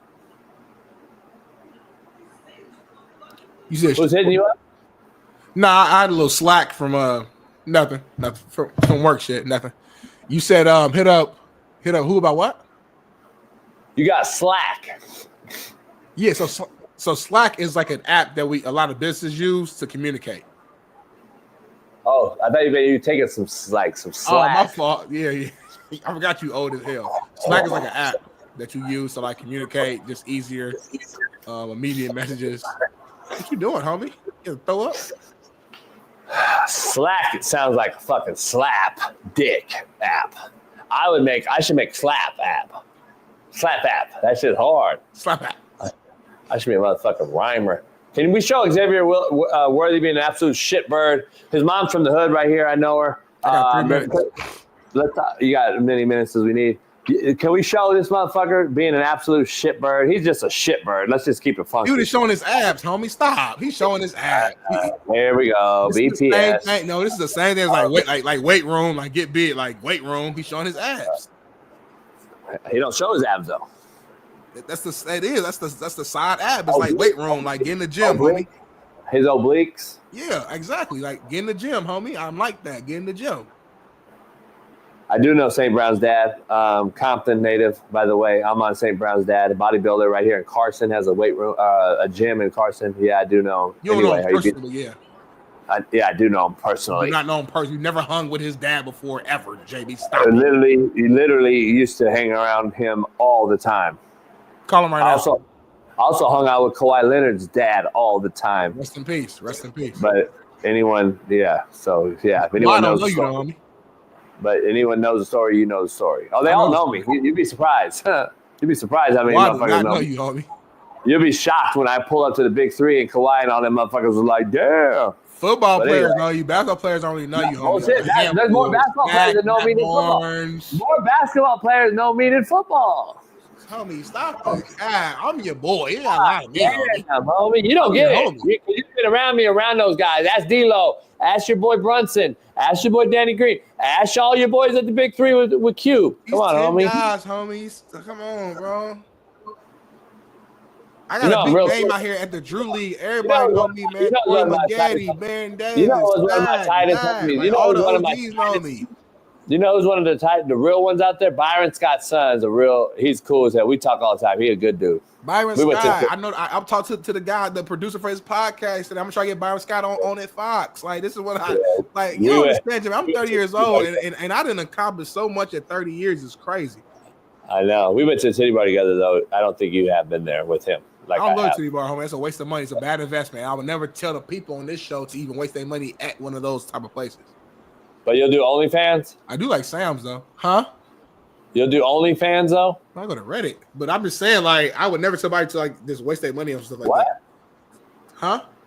You'll go to where? No, I'm saying, like... No. Anyway, this guy's a shitbird. This kid's a shitbird. He's an absolute shitbird. And I'm glad that Kelsey and all of them called him out. It's funny. So the whites call him out, and they're racist. The brothers defend them. They're fucking pro-black. What is he doing? I don't know what he's doing right here. He pulled out a strap. You know what he's doing. So that's the thing. Like, see, he keep defending it. Keep defending it. Making the show and discredit, homie. He's showing his stomach, bro. Stop. How is he pulling out it? He didn't do no gun motion, nothing. He just showed he pulled his shirt up, showed his abs, bro. Stop. Yeah. Anyway, he's a shitbird. That's probably why the Chiefs won't win it. He'll drop a ball. So Xavier Worthy, the rookie, is a reason the Chiefs are gonna have. That's their downfall. That moment right there. I'll tell you why. Watch him drop the ball when it matters. I'm just telling you. JB got like good luck with certain shit like this. Xavier's going to drop the ball in a big moment now. Betty, please say, I'm for real, no bullshit. Just remember, like, put a little note, save this moment, Betty, because right-handed guy, the way stuff works out, it's going to be the AFC Championship game against the Ravens, and they going to drop the motherfucker. I swear it's going to happen. And I'm going to be cracking up. We're going to put this back together. But what do I know? It's going to be the fucking thumbnail, homie. You're going to see that motherfucker go right through his fucking shitbird hands, homie. Oh, my gosh, the ball with Mahomes threw a bomb. Perfect example where they went right through his hands. Bob, what happened here? I'm telling you, watch, homie. Yeah, I know Keith Van Horn from Diamond Bar, motherfucker. I've told you the story, Eddie. You know I guarded him in high school, homie. I went on the whole tangent on who I guarded in high school. Yes. Come on, man. You already fucking know Eddie Manyweather. Stop bringing up bullshit. I know BD. I know all these cats. Magic Johnson. I got his PR in my phone. Like, all these people are tapped. At VPS, too. I got Magic's number. You got his PR guy. They got Magic's number, homie. You know what I'm saying? Like, I keep it real, though. I don't lie. You lie a lot. I don't want Magic's number, to be honest. I'm being honest. I don't have his number. All right. Closing out. Hey, can we show this Arkansas kid and have a real outside debate last for 3 minutes and get out of here? Have you seen this shit? Have you seen this shit, Bird? Oh, yeah. This piece of shit. Is he, though? Yep. And I know Barry, he's the O-line. He likes this shit. Don't step on my fucking ankle, bro. I'm cool with the dirt. I'm cool with like normal dirty stuff, like within the actual play. But this is beyond dirty. This is like you're literally trying to injure me, not hurt me. You're trying to injure me. You're 355 pounds, fat and out of shape, and you're putting all your body weight on top of my ankle because you can't block me during the game. That's why I hate O-linemen. They're nasty. They're dirty. They're fat. They stink. They piss on themselves. They got dip in their mouth during the game. I hate all O-linemen. I'm gonna say it here live on the show. They're the filthiest, nastiest sons of bitches that you can see on a football team. And this right here, this play is a sign. This shows who they are. Look at this. This shows who they are right here in a nutshell. You know how many O-linemen try to do dirty shit? They try to jump all over you and lay on top of you. They dive at your knees. Their job, they're trying to injure you all game. Play the game and block me straight up, Bailey. Block me straight up. I hate O-linemen. That's why me and Bailey don't get along. I hate offensive linemen, JB. Bailey, come on in and give it your side before I give mine. Yeah, I don't know. Smitty must not read what I said in the private chat because Matt and I talked about this yesterday. Matt and I both were like, fuck that guy. That's dirty and fuck that shit. Bro, I never did that when I played. And I don't agree with your characterization of offensive linemen, but that's your own personal issue. And that's all I really got to say about that. All right, man. All right, I appreciate that. Jason, I'm sure you love it. Right up your alley. I mean, when I played, man, we was gouging eyes and grabbing nut sacks and ripping out their hair and pissing on motherfuckers and kicking them on the ground. This is football.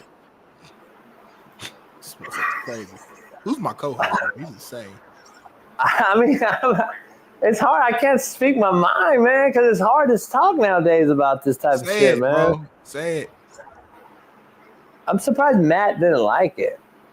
Anyway, I love it. I absolutely love it. I really do. I think it's unbelievably O-line-esque. Like, it's O-line to a T. And that's Sam Pittman. That's the head coach, man. Just telling you right now, I know Sam well. He's an O-line nasty motherfucker, and that's just loving it. I love it. Let's bring back football. Let's bring it back. Let's bring it back. Who wants to just go through the motion? So let me ask you something real quick, Smitty. I think right now you just mentioned the whole thing about O-line being nasty and dirty. I hate them. They spit on me. They got dip in, and they're racist and all this. Like, but today you can tell those stories, and you become better from that. Me and you bitch and moan on this show every day, yell and debate about how soft the games become, and there's a fucking no hit the quarterback, and you can't hit them low, and you can't cut block no more. What would you rather have? Seriously, honest Trent. What side? I rather would fight 55 if I got my ankle stepped on than be fined for hitting the quarterback. That's just me, though. This was a gladiator sport back in the day, Smitty. I'm so fucking over these soft takes on this guy should be banned from live. He should never play again. I'm just laughing at the people saying it, homie. Mina Kimes. Shut Hold my beer, motherfucker. You don't know what the fuck that is anyway.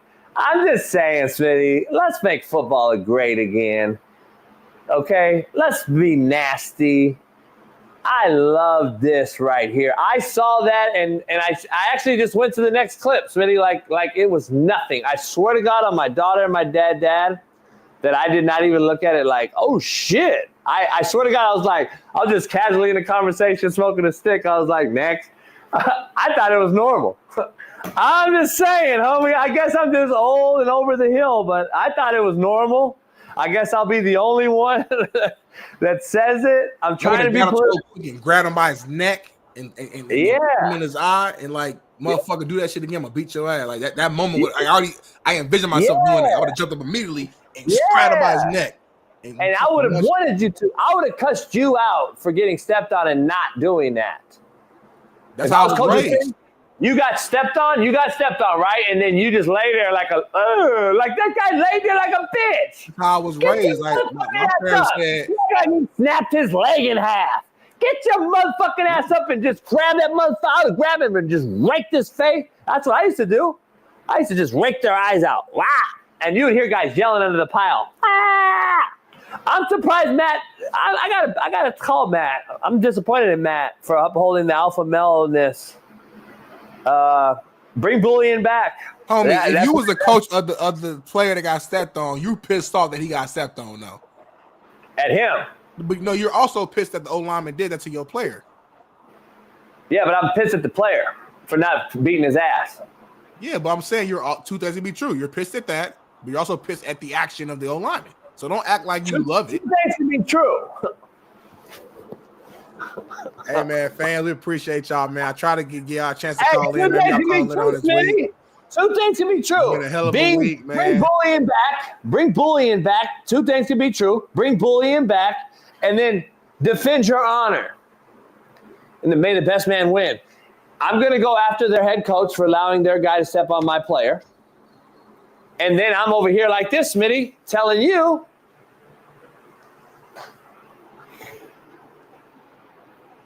Hold on, Smitty, 1 minute. I got to show you this. Gotta wait. You got to see this, homie. Where is he going? We're going to do this because I gotta end the show with a banger. We got to reenact this. Got to reenact it. Got to reenact it. We got to reenact this, homie. We got to reenact this, okay? All right, Smitty, look. You just got off the field. Stand up so we can see you off the field. You just came off the field.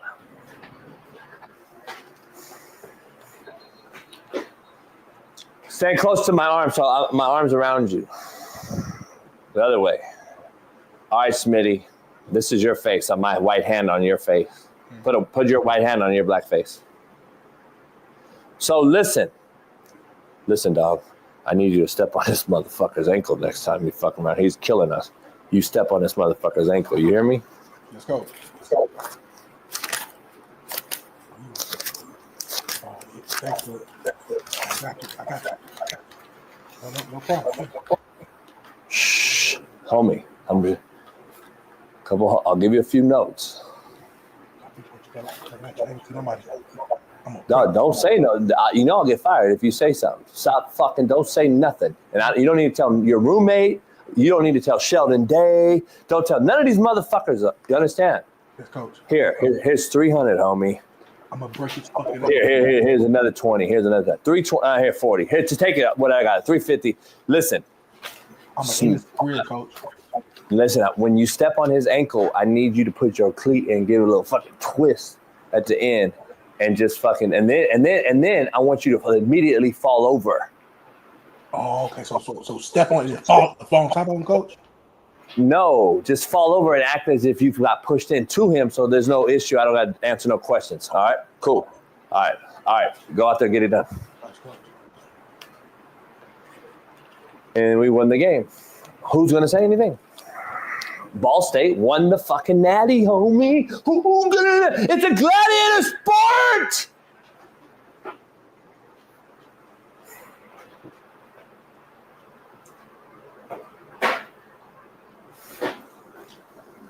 What are you guys doing, homie? Callie, what are you doing? Ash, what are you doing? This show is crazy, man. We off the rails. Happy New Year, y'all. Homie, last show of 2024. Any last thing going y'all into the new year? Year? Tonight, whatever y'all doing, man. Hey, forget everything that happened this year. I know it was some ups and downs, man. We got a fresh start. Attack this year with the right mindset, the right energy, man. Go after everything that you want. Don't let nobody slow you down and stop you. Don't let your own insecurity stop you, man. Don't let your mama, your daddy, your so-called friends, nobody stop you from going after everything that you want to go after, man. Be a better version of yourself. Work on each day being better than you was the day before, and you will reach those goals and stats, man. It's all love from the Coach JB Show, Big Smitty, man. JB, what you got for him? None, just bang, bang, bang. I fuck pussy. Fuck as much pussy as you possibly can in 25. All you women out there, get back to the dick. Get back to the dick. If you do like the pussy girls, do it, but do it in front of me. But let's get back to getting two genders. Let's make sure men and women are great again. And let's get rid of the made up humans. And ladies, throw that ass at it. Man, go get that pussy. And you guys, learn how to gawk a little better. In 2025, for all the women out there, you need to learn how to gawk a little bit. Just relax the tonsils and open wider and get sloppier. Guys, got to get wet-mouthed. I need more wet-mouthed. Wet-mouthed. There it is, y'all. New Year's resolution. 2025, man. Just listen to my advice, listen to Coach JB's advice, get better. And hey, we'll see you next year. Y'all be safe tonight. Don't do nothing we wouldn't do. And Happy New Year's, man, from Coach JB and Big Smitty. We out. Babe, take us away.